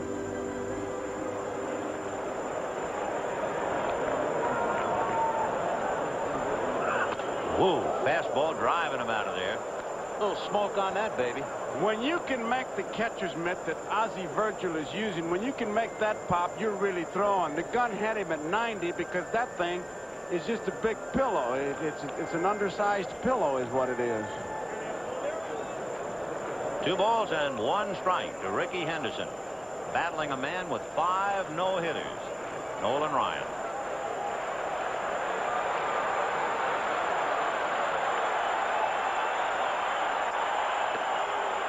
Ball 3.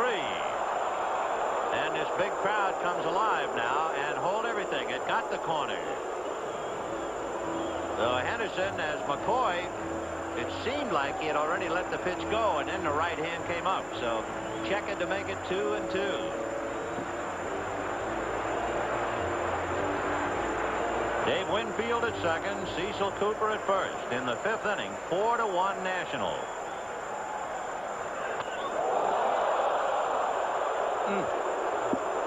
That was just a pitch he wanted to come inside, but I'll tell you something, that is about as effective a fastball as you want to throw.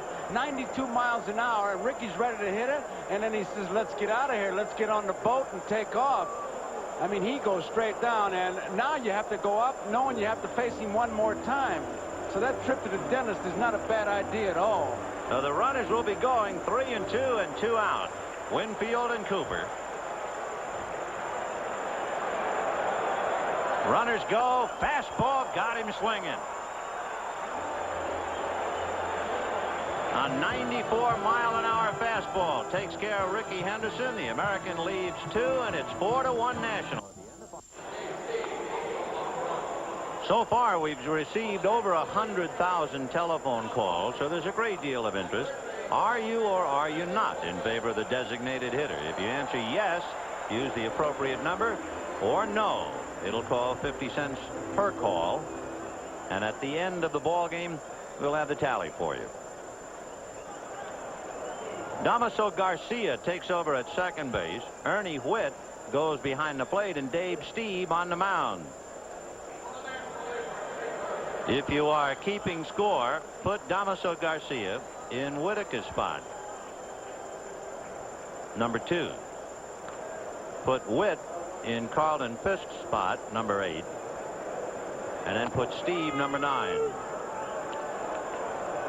Ozzie Smith, Ryne Sandberg, and Jose Cruz are due up.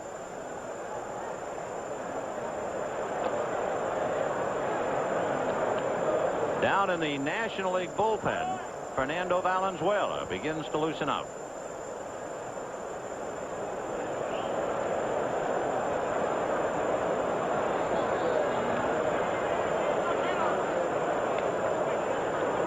Big show last year when Fernando and Dwight Gooden struck out 6 in 2 innings. Talking about strikeouts, that's one thing Ozzie rarely does. About 4% of the time is all. Lifts a fly ball slicing to left center, moving over is Henderson. The 1 down, and Ryne Sandberg coming up. Again, if you're wondering about Steve, his manager Bobby Cox says outstanding fastball, good command. His best pitches is slider and fastball. And he's got an overhand curveball that he throws to left-hand hitters, and he'll come 3/4 to a right-hand hitter, and then he throws what Bobby calls a dead fish. And when he throws that, I wait to see what happens, because in the middle of the pitch, I'm going, oh. Rhino, as they call him at Wrigley Field, ball 1, 1-0. Sandy Koufax, the honorary captain, takes a turn at coaching first. 1 ball and no strikes. 1-1. That was the hard slider. Bob Lillis still over at third. Dave Stieb is pitching as many All-Star games as the other 7 American League pitchers combined. 1 ball, 1 strike. Good fastball. You might remember, unfortunately, that Dave Stieb was forced to hit in an All-Star game in Cleveland. Struck out on 3 pitches against Bruce Sutter. 1-2. Got him on the inside corner. What a great pitch.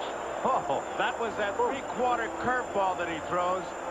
And after you throw the good hard fastball, the hard slider, and throw that one, there's not much you can do as a hitter but just watch it sail by. Here's a good look at it. Got to get that ball the outside part of the plate. Sandberg kind of gave up on it, thinking it was going to stay inside, because he starts it right at the hitter. That's the key. Jose taking ball 1, 1-0. Dave Stieb could have had a much better record this year when you realize that in the games in which he did not win, his ERA is well under 3. And he didn't win any of those games. Neither his walks nor his strikeout totals are extravagant. He just gets people out.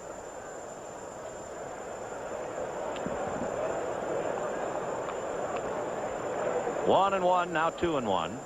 Donnie Moore begins to throw in the American League bullpen. 4-1 National. with 2 out, bases empty, top of the 6th. That's a strike.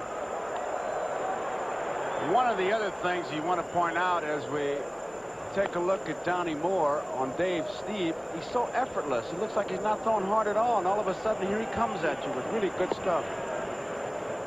2-2.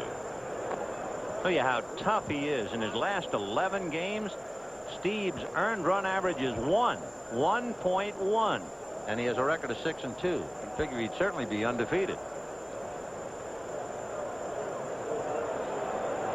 So 3-2 the count to Jose Cruz. 2 out, 6th inning. National 4 runs, 8 hits. American 1 run, 3 hits. Fastball, and he missed with it. So Nolan Ryan is due up. He is taking the windbreaker off, and Noli will come up and hit. Looking back at the dugout all the while. I'd like to remind our viewers who will be selecting the NBC Light Beer from Miller Player of the Game at the conclusion of the ball game. We have a long way to go. Ryan is hitting in the number 2 slot, and Jack Clark is on deck.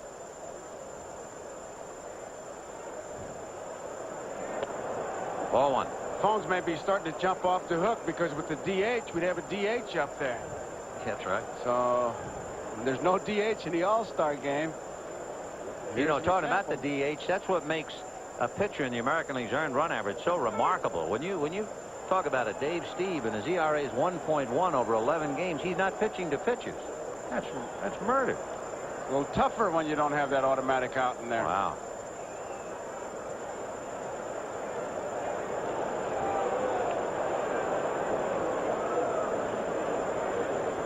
Cruz at first with 2 out in the 6th inning.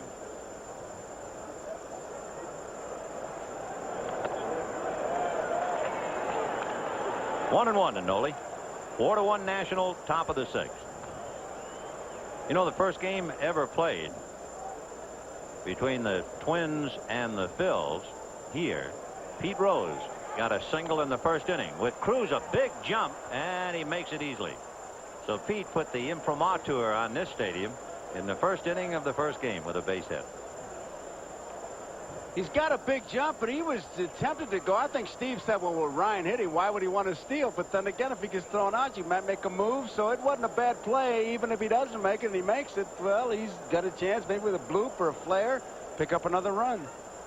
2-2 to Nolan Ryan. And that's that. Breaking ball puts him away, so they leave Cruz at second base. And at the end of 5.5 innings, it remains the National League 4 and the American League 1. Bottom of the 6th inning with the National League leading the American League 4-1. Still plenty of life in each dugout, although it looks like the National League is sitting back enjoying the 3-run bulge. Damaso Garcia will start it off. He takes ball 1. He was acquired by the Blue Jays from the Yankees, and he's been a Blue Jay second baseman ever since the start of the 1980 season. And what a performer. 1-0. 2 balls, no strikes. You know, Damaso kind of steps in the bucket, bails out, is what they say, as Sparky's kind of making a little bit of a speech in the dugout and make some changes. But watch where his bat is. His bat is still back. He's still able to hit the ball, although he is bailing out. Watch that front foot. He rarely walks. This is very interesting. He's ahead 2-0. And he promptly lifts it to right center. Parker is digging, and he will make the catch for the out. We asked Pedro Guerrero how come he was here knowing that he couldn't play. His reasons make a lot of sense. Well, the way I feel is that, you know, I come down to this game to represent the Dodgers, but not only also, I also represent my family and my country, so that's something that you can miss, really. So the Dominican Republic is well represented by Pedro Guerrero. Did you see that zinger that Dick Williams gave Joaquin Andujar in the press conference? No. They said to him, Andujar's not coming to the All-Star game. He said, I don't care. I'm just glad he was there the other night when we beat him. Makings of a feud. Yeah. There's Dick eating his sunflower seeds. 2-0 the count of George Brett.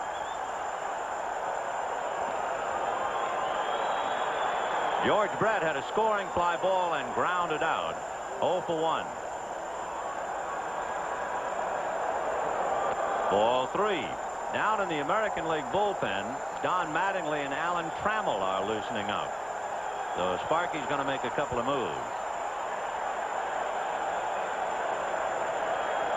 Nolan Ryan working his third inning against George Brett. Fastball down the pipe. It's taken Brett 1 month to raise his average 58 points. He has been blazing hot. And he walked. Second walk given up by Nolan Ryan. He walked Cecil Cooper. And the batter will be Eddie Murray. Fernando Valenzuela is throwing in the Dodger pen. Donnie Moore, the other representative from the California first place team, he has stopped throwing. And I don't care what the gun says, and I don't care how fast he throws. You can't keep shooting fastballs by guys like Murray. That's a strike. Eddie Murray with 525 RBIs as the most in baseball during the 80s. And all you had to do is watch him hit those home runs in the home run hitting contest. It was scary. With that kind of a swing, he hit the speaker. How high is that speaker, John? 140 feet high. I tell you, he hit some, I think by cab was about $8.40. Way up in the upper deck in that home run contest. Crowd coming alive with a wave.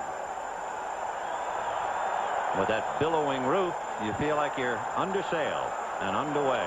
Ball 1.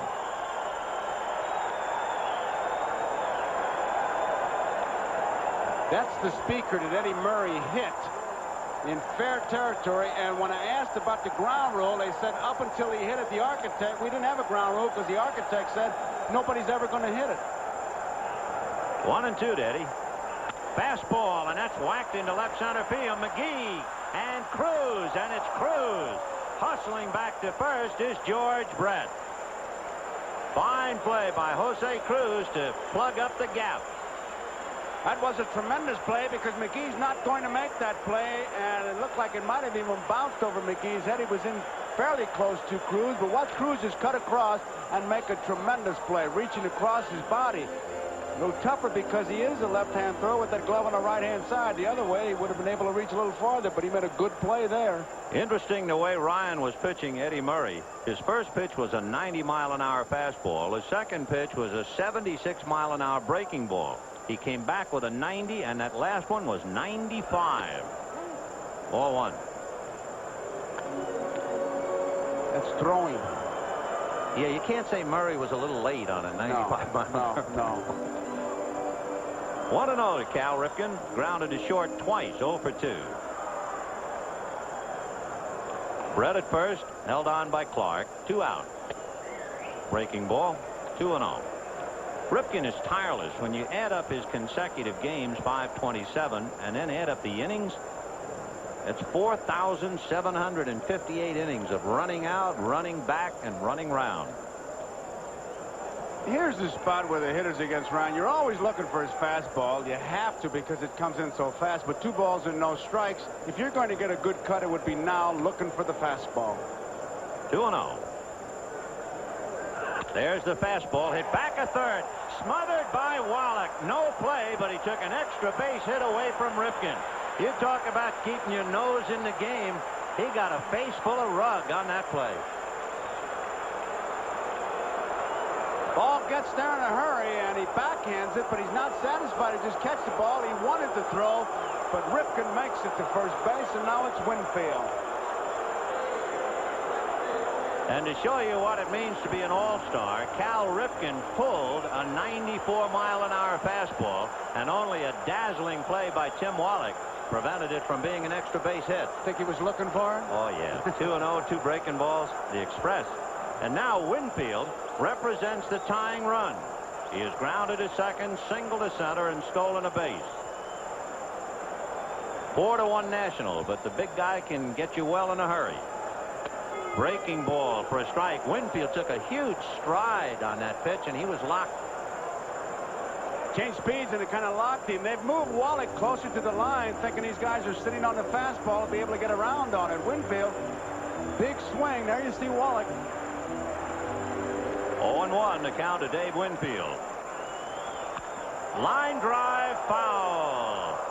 Down in the bullpen where Coach Bobby Cox is playing catch with Tom Brunansky. And, of course, anything Brunansky does really shakes him up here. There's Bruno.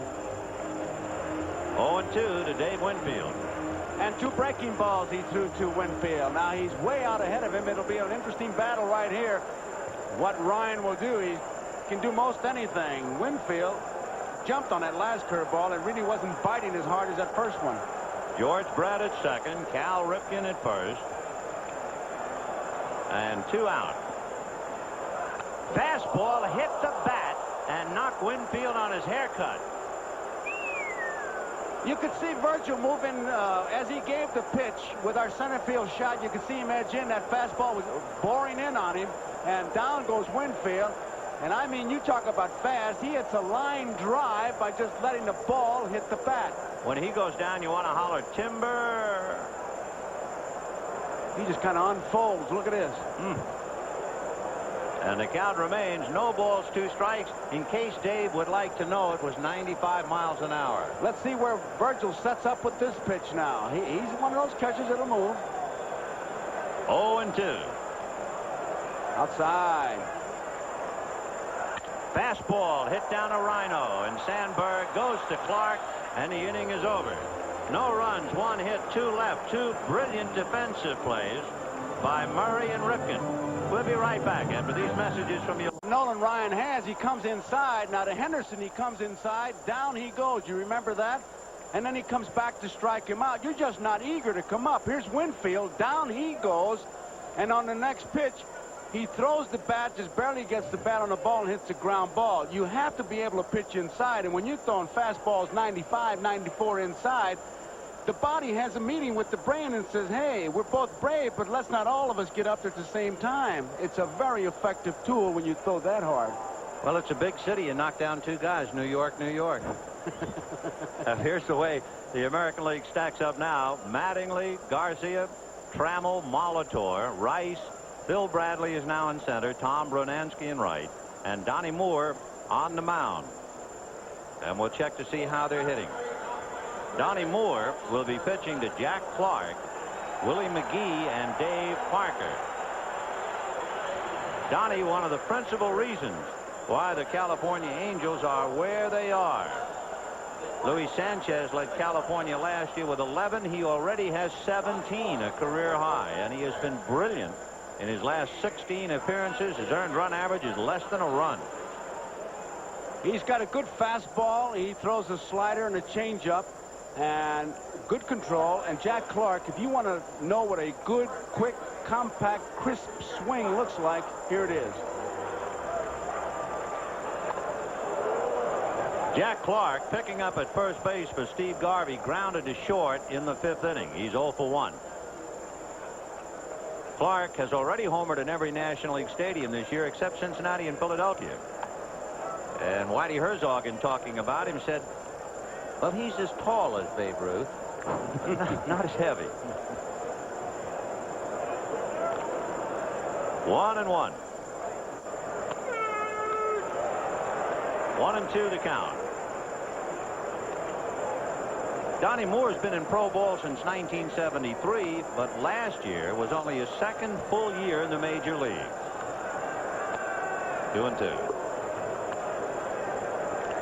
Donnie Moore was a long reliever until last year when he had 16 saves for Atlanta. But when the Braves got Bruce Sutter, well, they left Moore available in the free agent compensation pool.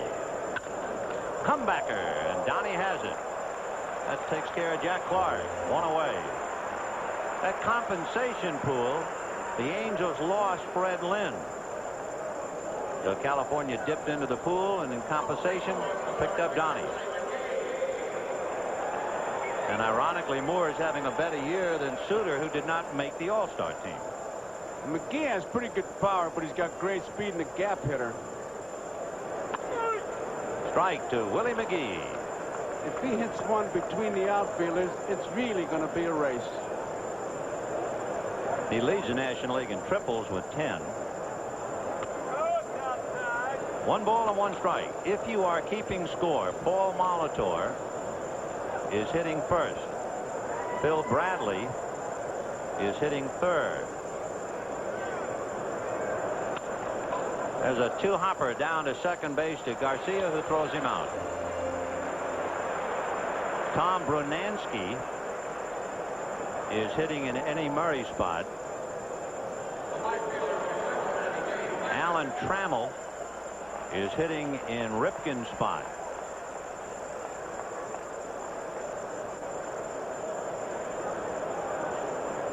Donnie Moore is hitting in Winfield's spot and put Mattingly ninth. We had a clock on McGee, if you were wondering, 3-8 down the first. Right.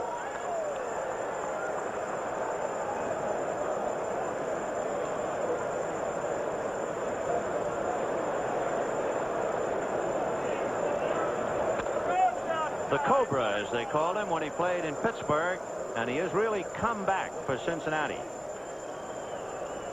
Big Dave Parker. He tells you in poetry.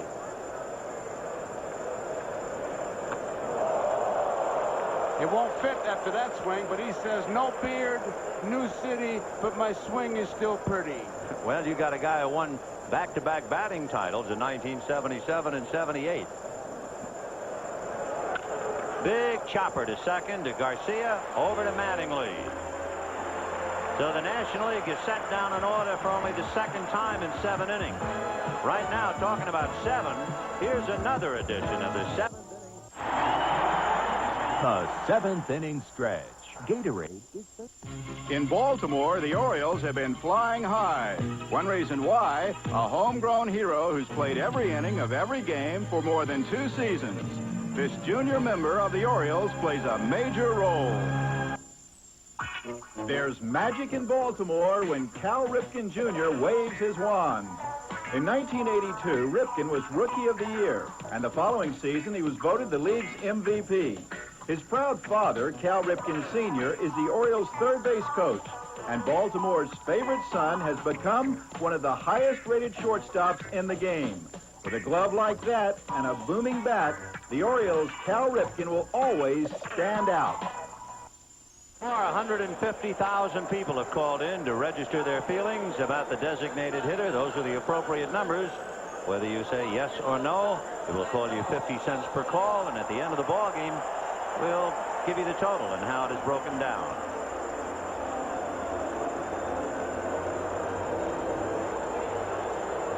You know, Joe, sitting here with 54,960 taking the traditional 7th inning stretch and listening to them sing "Take Me Out to the Ball Game" with such joy, the whole ball game is tinged with sadness thinking about the August 6th strike date set by the players.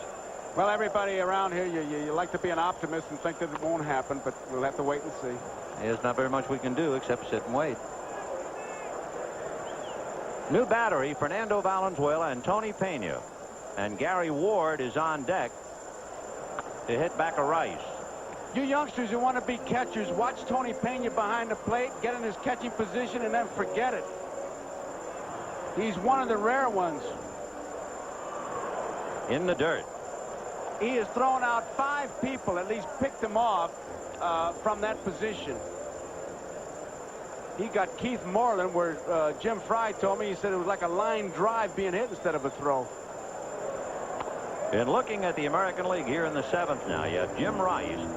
Then Ernie Witt is due up, followed by Don Mattingly.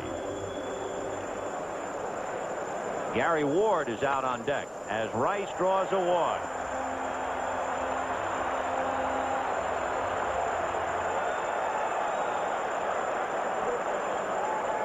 So Rice at first, and here's Gary Ward. And a sweet return in the All-Star game to Minnesota for Gary. You might remember before last year, the Twins traded Ward to Texas for pitchers John Butcher and Mike Smithson, and Ward struggled until after the Rangers were out of contention, and Butcher and Smithson were big factors in keeping the Twins in the race. Ball 1, and it goes back to the screen, and Rice goes down to second on what appears to be the wild pitch. This year, Butcher and Smithson are struggling, and here's Ward, an all-star. He played in the '83 All-Star game as a Minnesota Twin. Pena just tried to make a one-hand grab.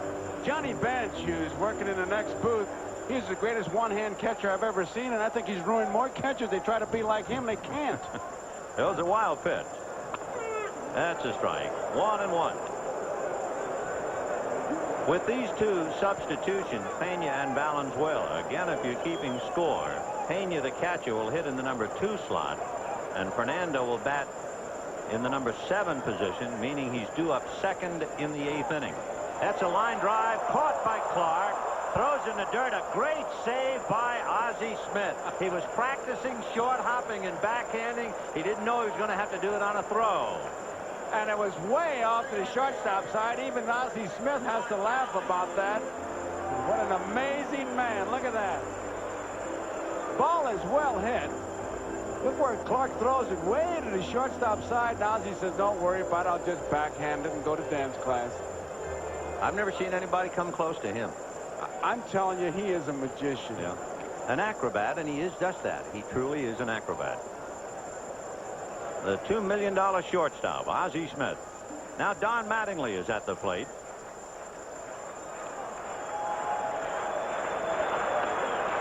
Ball 1. Mattingly last year became the first player to lead his league in batting and fielding. He had his string snapped, but he's hitting over 300 again. You know how far back it goes to do that? 1888. A drive to right center field and deep. Willie McGee on the dead run. He one-hands it. Ward goes to the bag to tag. Ozzie's going to be the relay to Wallach, and it hits the runner in the back. Rice is safe at third. They had a chance to get him. Ozzie Smith's throw just hits Rice. Good relay throw. Look at here. Plenty of time.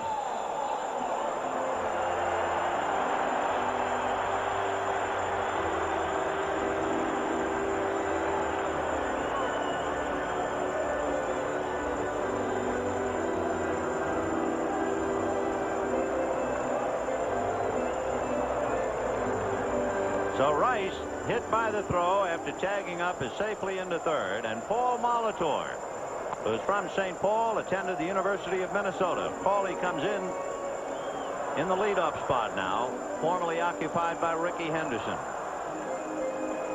Rice at third with 2 out, 4-1 National League. Bottom of the 7th inning. Pop foul off first base. Clark comes over. Pena has a look, but it's way back in.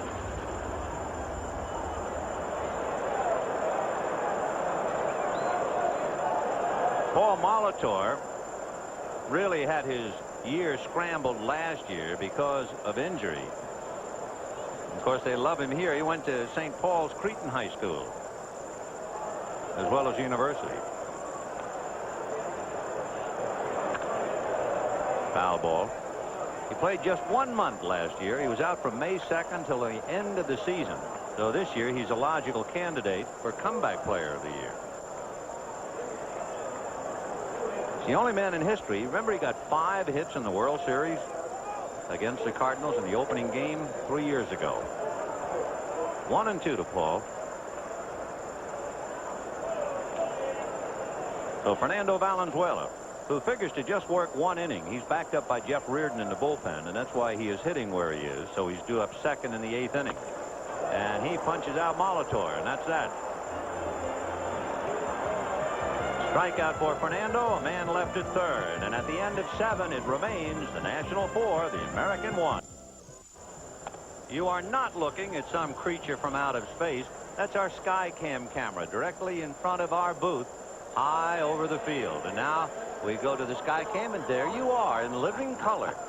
Ain't you grand? Modern technology, as they say. And bye-bye, Skycam. Then I guess Bob Veal, the Pittsburgh pitcher, was right. Good hitting, good pitching will stop good hitting, and vice versa. Vice versa. So long, Sky. See, I know him now. I don't drop the cam. Come on back. He's going to give us a shot. The area viewed straight down on home plate. Tim Wallach, who made a brilliant defensive play on that ball hit by Ripken in the 6th inning, will lead it off. On deck, and this place will go wild, I'm sure, is the man who got the first hit in the Metrodome ever, Pete Rose. There he is, the oldest non-pitcher to ever play in an all-star game. The previous record, Carl Yastrzemski. We ought to measure the decibel level with Rose and Brunansky when Brunansky comes out. Yeah, that's right. Those two will put us right out. By the way, you wonder, slowly but surely now, Sparky Anderson has run out of non-pitchers. The only man he has left on the bench would be Wade Boggs, because Gedman is behind the plate. And Wallach goes back to the dugout. And here comes Pistol Pete, batting for Valenzuela.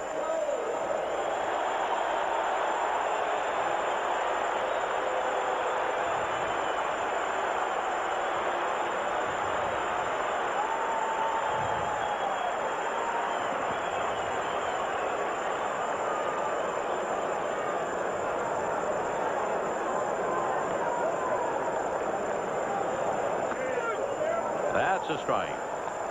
0-1 to Pete. It was an exhibition game in '82. Minnesota playing the Phils, first inning, and Rose came up and got the base hit. And that put the seal of approval, the imprimatur, on the stadium. Place looks like there are thousands of fireflies now as all the flash bulbs go off. This is the man they want to have captured on film because he is so close to that other man. 1-1.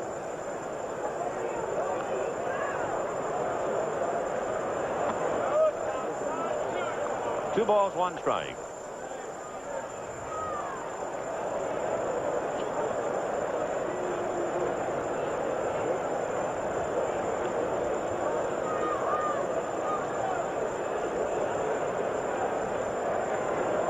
Change.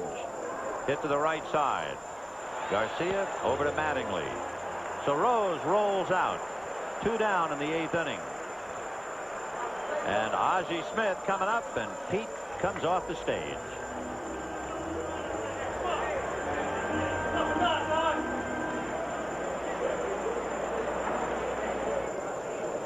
Ozzie Smith, going all the way at shortstop, has popped up, hit back to the box, and flied to center. Back of him on deck is Ryne Sandberg.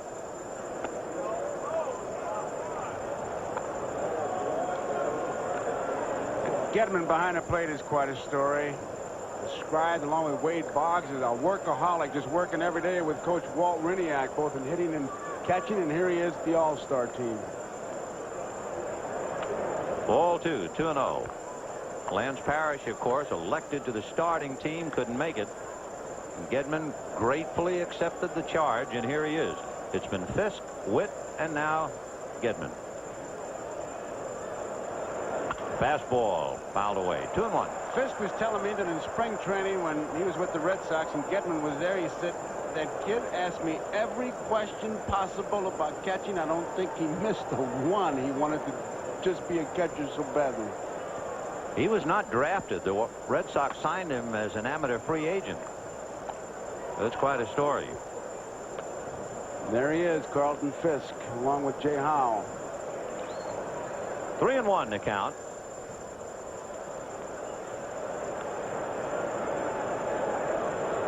Morris, Key, Blyleven, Steve, and Moore going for the American. Hoyt, Ryan, and Valenzuela for the National. Grounded foul the other way. That's nice. Let's take a look at the first base coach and then the third base coach, if we can. Jack Kroll coaching at first. Nice to see him over there.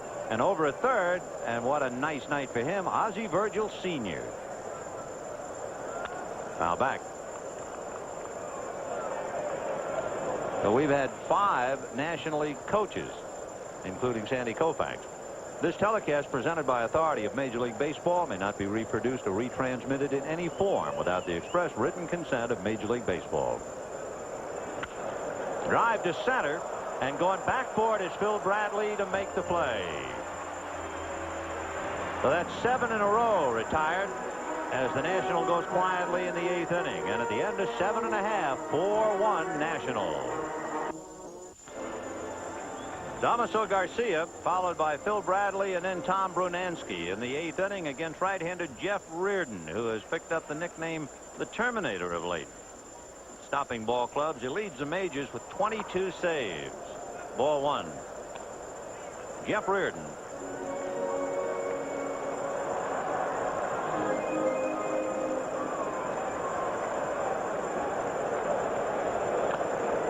Foul tip. 1 ball, 1 strike. One of the things that Jeff talks about that has helped him this year is his control of his curveball. He's always had a good curveball, but he said he threw more curveballs in spring training this year than in any year, and he really has been getting it over when he's had to get it over. Fastball foul back, 1 and 2. You know, his career high in saves is 26. He already has 22, so he ought to go flying by that. And he is certainly the biggest reason the Expos are having as good of a year as they are. In many ways, everybody figured this was a rebuilding year for Montreal with people like Gary Carter and Steve Rogers leaving the scene, but Jeff has kept them right in the thick of things. 1 and 2 the count to Garcia. Whoop. And he hollered, watch out. You could hear it up here. 2 balls, 2 strikes. So we saw Nolan Ryan almost bury Henderson and Winfield, and this one right over the head of Damaso Garcia. Trying to get that ball inside. It was right at the helmet, and down he goes out of the way. I remember that day when Jeff inadvertently beamed Mike Marshall in Dodger Stadium. He throws awfully hard, even though he's had some back problems at times. Ground ball to the hole, and that's the way the good hitters answer back. It was the curveball, and you could see Garcia bail out, but he still had that bat there. If you weren't with us in the first inning, Ricky Henderson singled, stole second, went to third on the throw by Terry Kennedy, scored on George Brett's fly ball. However, in the top of the second inning, with 1 out, Strawberry singled and stole second, and with 2 out, the base hit by Kennedy tied it up. Garvey single knocked in Tommy Herr to put the National in front 2-1. And in the 5th inning, Ossie Virgil with runners at second and third and 2 out. They pitched to him with Ozzie Smith on deck. Virgil singled to left, and 2 runs came in. So it is 4-1 National, and we're now in the 8th inning. And that is ruled a strike. 1-1. Phil Bradley, a great football player, all-time Big 8 conference yardage leader, great quarterback at University of Missouri. And another one. There was the curveball. There's Tom Brunansky, as they call him, Bruno here. He'll stop the show when he comes up. And there goes the runner. Swung on and missed. Pena to Sandberg. And the ball gets away, rolling back to the mound. Reardon picks it up. He throws to Wallach, and they got him. What a freak play. Looked like Sandberg was handcuffed. The ball may have hit the heel because it came forward, and Garcia trying to pick up the extra base. Pena really put something on his throw. Watch it just pop out, and Sandberg really doesn't know where the ball is, and Garcia for some reason tries to pick up the extra base. But listen to the crowd. Here comes Bruno.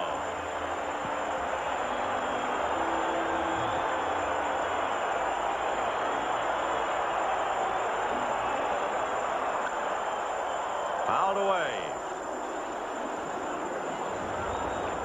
Pena had no idea where that ball went. You could see him just put his hands up. I don't see it. I don't see it.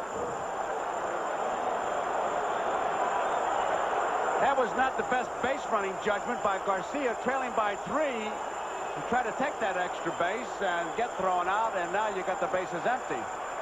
Still 4-1 National with 2 away. Side armor, and it stayed inside under the elbows. You know, Brunansky has hit only 7 of his home runs here at the Metrodome.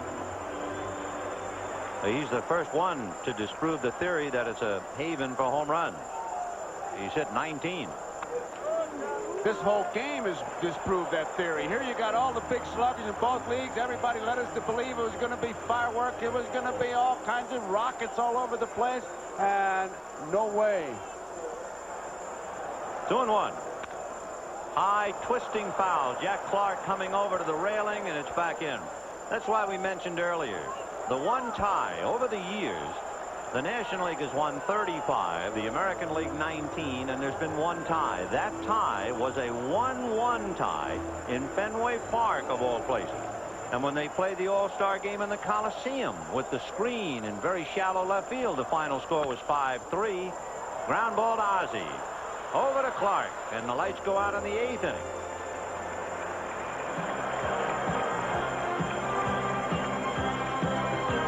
At the end of 8, the National 4 and the American 1.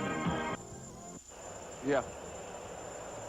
A reminder now, you can express your feelings as to whether you are or are not in favor of the designated hitter. You have about 10 minutes to make that call. It'll cost you 50 cents. You can see the number to dial if you say yes, or the number for no. And we'll give you the totals and the final reading a little bit later in the 9th inning. A couple of more changes. Wade Boggs is now at third base, batting 6th. Dan Petrie, the pitcher, is in the number 3 slot. And Paul Molitor has gone from third base to center field. Petrie has an outstanding slider and an above-average fastball.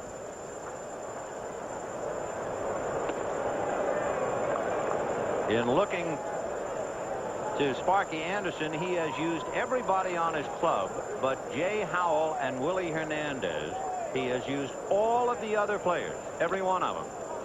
And now with Sandberg up there in the count 3-0, Tim Raines is out on deck.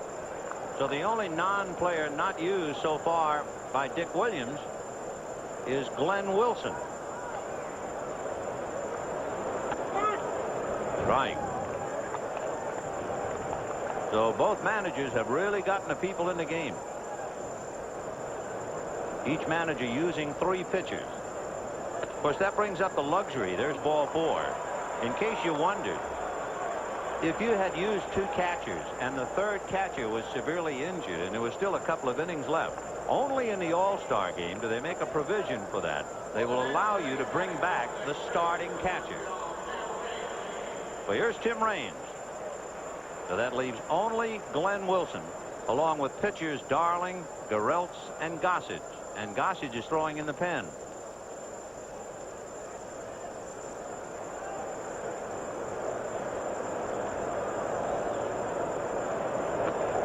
Ball 1. 4-1 in favor of the National League. We're in the 9th inning. There's the goose heating up under the eyes of Harry Dunlop down in the National League bullpen.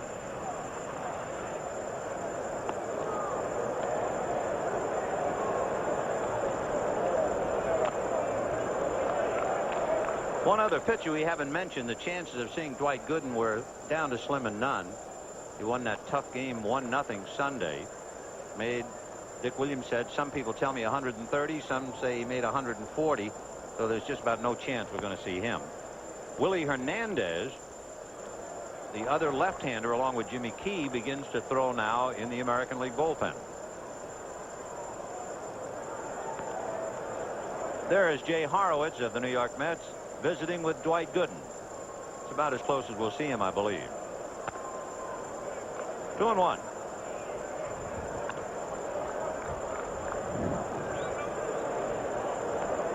Two and 1 to Tim Raines against Dan Petrie. Morris, Key, Blyleven, Steve, Moore, and Petrie.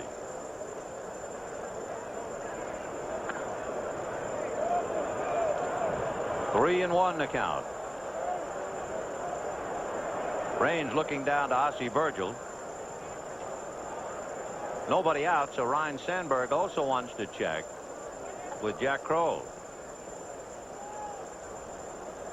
Raines is the National League stolen base man until Vince Coleman came along, and he walks.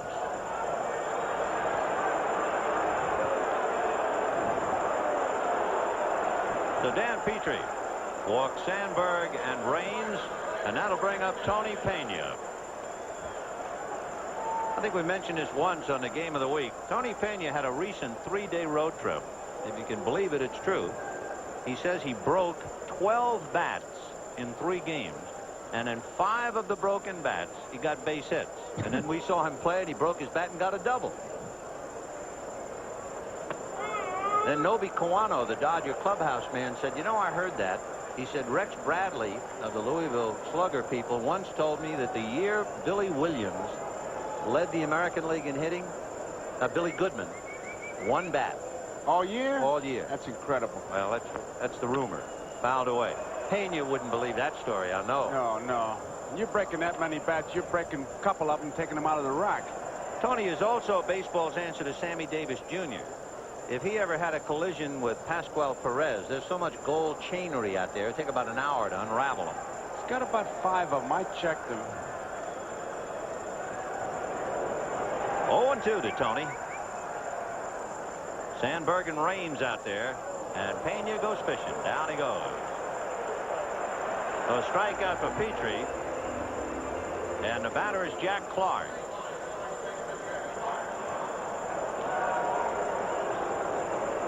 Straight down.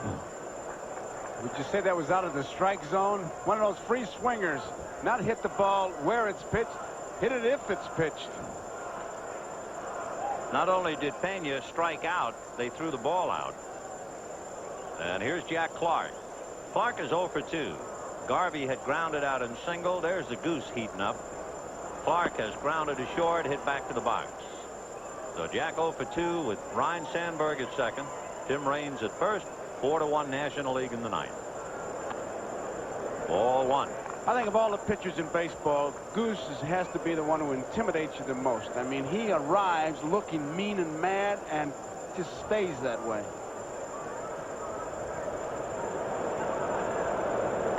You know, you just saw that note about Jack failing to hit home runs in only 2 ballparks this year. He is the sign for the Cardinals as we see Gossage head for the dugout. In games in which Jack Clark has homered, the Cardinals are 14-3. So if he hits one, Whitey just sits back and thinks about bass fishing. 2-0. So Petrie now is struggling. And Clark looking down to Ossie Virgil to see if they let him rip one. Oh, no need to look. If Virgil gave him the take sign, I think we'd see a fight between Virgil and Jack Clark. 3-0, 2 on, 1 out, and National leading the American 4-1.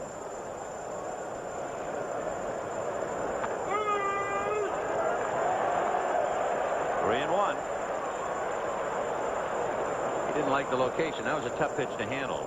He was taking it all away. They gave him the green light. Ball 4. So Dan Petrie has loaded the bases on walks.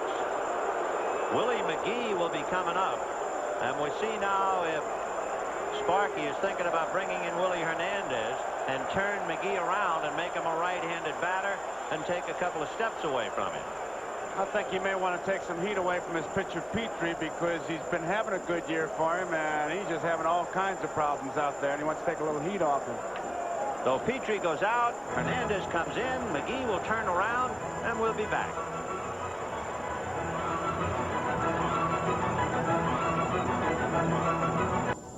Loaded in Minneapolis, but who would ever forget Comiskey Park in Chicago and Fred Lynn.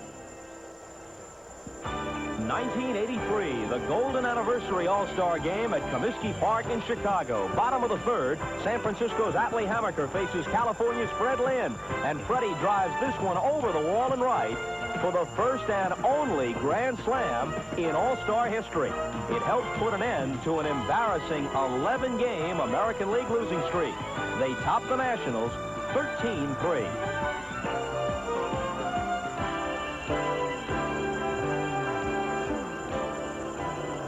Well, that was a couple of years ago. Right now here in Minneapolis, McGee will turn around and go right-handed. You know, it would have been interesting, anybody but a switch hitter like McGee. Glenn Wilson, the only other player who has not been in the game, could have come up to hit against the man he was traded for. That would have made a nice bit of drama because the Phils got Glenn Wilson and John Walkenfuss for Willie Hernandez, who just set the American League on its ear. The infield is up with the bases loaded, 1 out. Ball 1 to McGee. McGee hitting .325 for the last month. And he chops down on that ball. He's liable to bounce one right over that pulled-in infield. Boggs, Trammell, Garcia, and Mattingly are all up.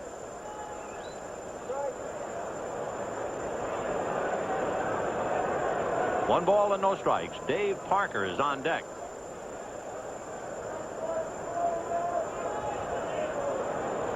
And there's a drive into right center. Paul Molitor, it's over his head.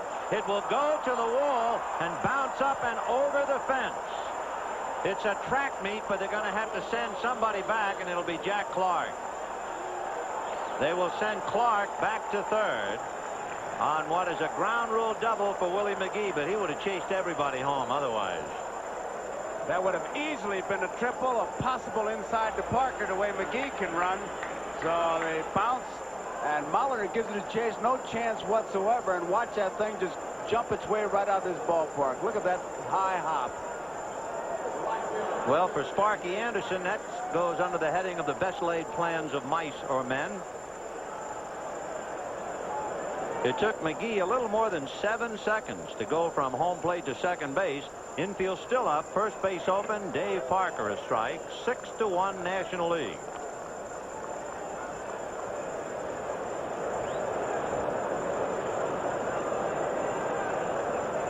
Oh, 0-1 to count to Parker. Finishing up for Darryl Strawberry in right field.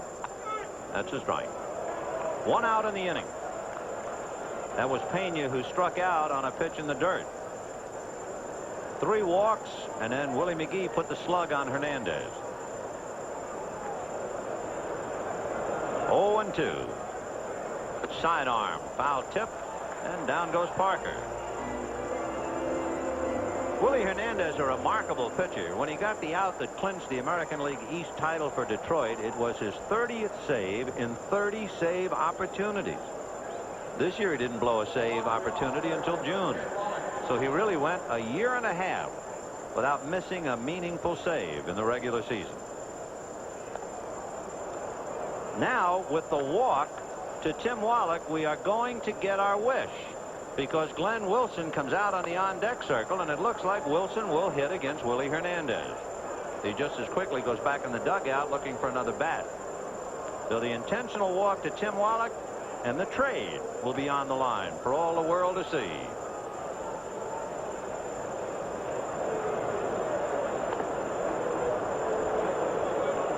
So the bases are loaded, and here's Glenn Wilson.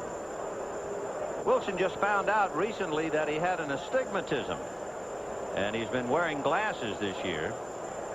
He went to spring training, said he didn't even know he had the problem, and then when he finally put the glasses on, he almost fell down. Saw that. He said he really had some problems, but then he started to get some base hits, and what's the difference if you fall down if you get a couple base hits, huh? You know, the first, 46 of his 56 RBIs were at home. Now it's 61, so he loves Veterans Stadium in Philadelphia, which, of course, is AstroTurf. So here's Glenn Wilson. He has a very good arm. He leads the Major League outfielders in assists. But the trade goes, and all of Philadelphia has a look at it, as well as Detroit. Ball 1. Wilson is the 8th man to come to the plate. He's batting for Reardon.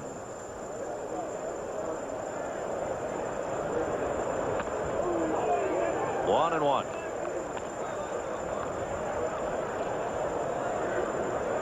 You have Tim Wallach at first, Willie McGee at second, and Jack Clark at third, and Willie Hernandez trying to get the last out. 6-1 National in the ninth.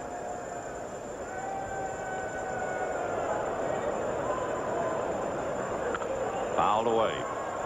To give you an idea of what's been going on here, the number 7 spot in the National League lineup has had Kennedy, Virgil, Pena, Valenzuela, Rose, Reardon, and Wilson, all in that one spot. I'm glad I'm not making the box score for this little beauty.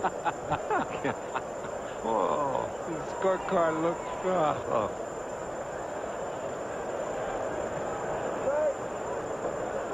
One and two, the count to Glenn Wilson. As a Tiger rookie, he had a 19-game hitting streak, and of course Sparky knows him well. Back of him on deck, Ozzie Smith. 1 and 2. To look ahead for the American League in the 9th inning, as Gedman goes out to talk to Willie, they're due to send up Trammell, Boggs, and Rice. Well, it's pretty obvious what's happening. They're just going over the signals. Willie just wasn't sure of him. With man on third, you better make sure. I'm sure Gedman went out there and said, look, you throw, and then told him to pitch. So Glenn Wilson with the count 1-2, and the bases loaded. Clark, McGee, and Wallach. Scroogey, 2 balls, 2 strikes.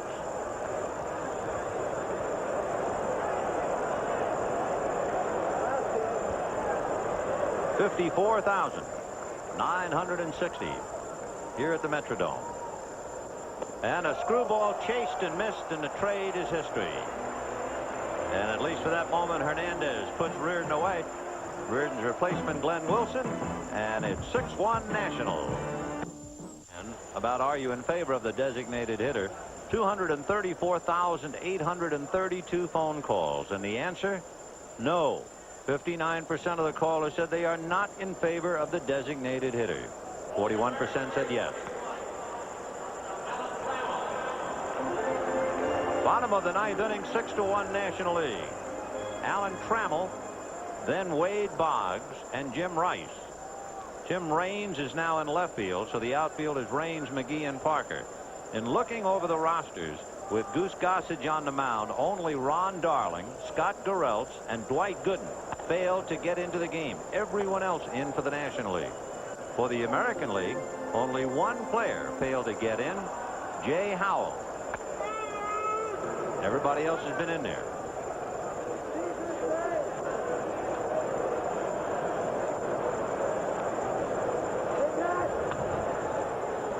Goose Gossage has appeared in the All-Star game with 4 different teams, beginning 10 years ago with the Chicago White Sox, then with the Pittsburgh Pirates, the New York Yankees, and the San Diego Padres.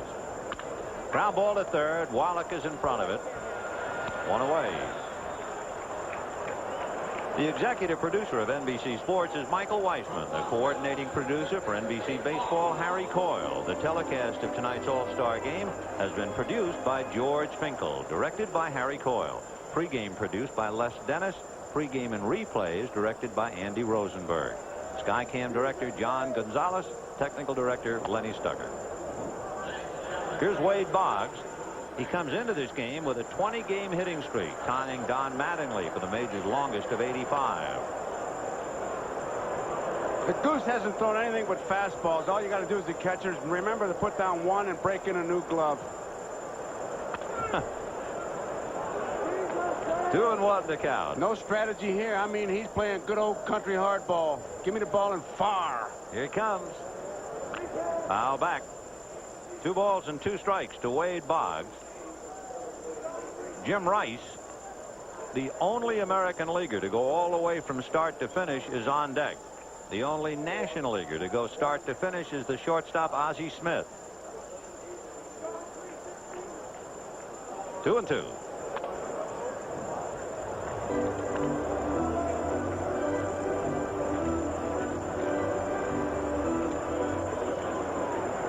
Fastball fouled away. I have to snicker. You said fastball, which yeah, what else? But it's redundant. Yeah, right. He's just rearing back, and I mean, he is throwing. Here he comes. It sounded high. So Boggs goes to first with 1 out in the 9th, and here comes Jim Rice.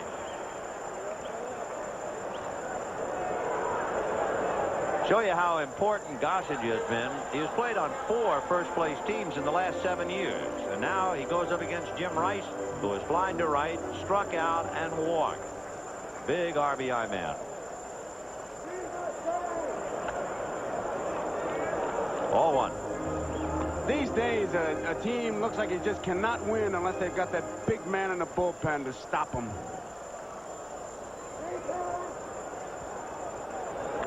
Foul back. 1 ball and 1 strike to count. The American League scored in the first inning, but they haven't been heard from since. And Gossage trying to put the lid on this one. The National League scored in the 2nd, the 3rd, twice in the 5th, twice in the 9th. finally threw a high breaking ball. That was a curveball. It surprised everybody. I think it surprised the goose. Where did I get that one with the bend in the middle? What happened? Fastball, 2-2. But there's no need to throw anything else. I mean, when you got that kind of fastball, you don't worry about a hitter's weakness. You just give him your strength and say, here, beat me, okay, beat me on my good stuff. He's not throwing as hard as Nolan Ryan, who hit up to 95, but the goose is hanging nice at 92. On deck, Rich Gedman. Breaking ball. 3-2 to Jim Rice. There's Gedman waiting his turn on deck. Got him. So Gossage strikes out Rice, and that brings up Gedman. At this stage, tonight's NBC Light Beer from Miller Player of the Game would be starting pitcher Lamar Hoyt of San Diego, who got the National League off and running.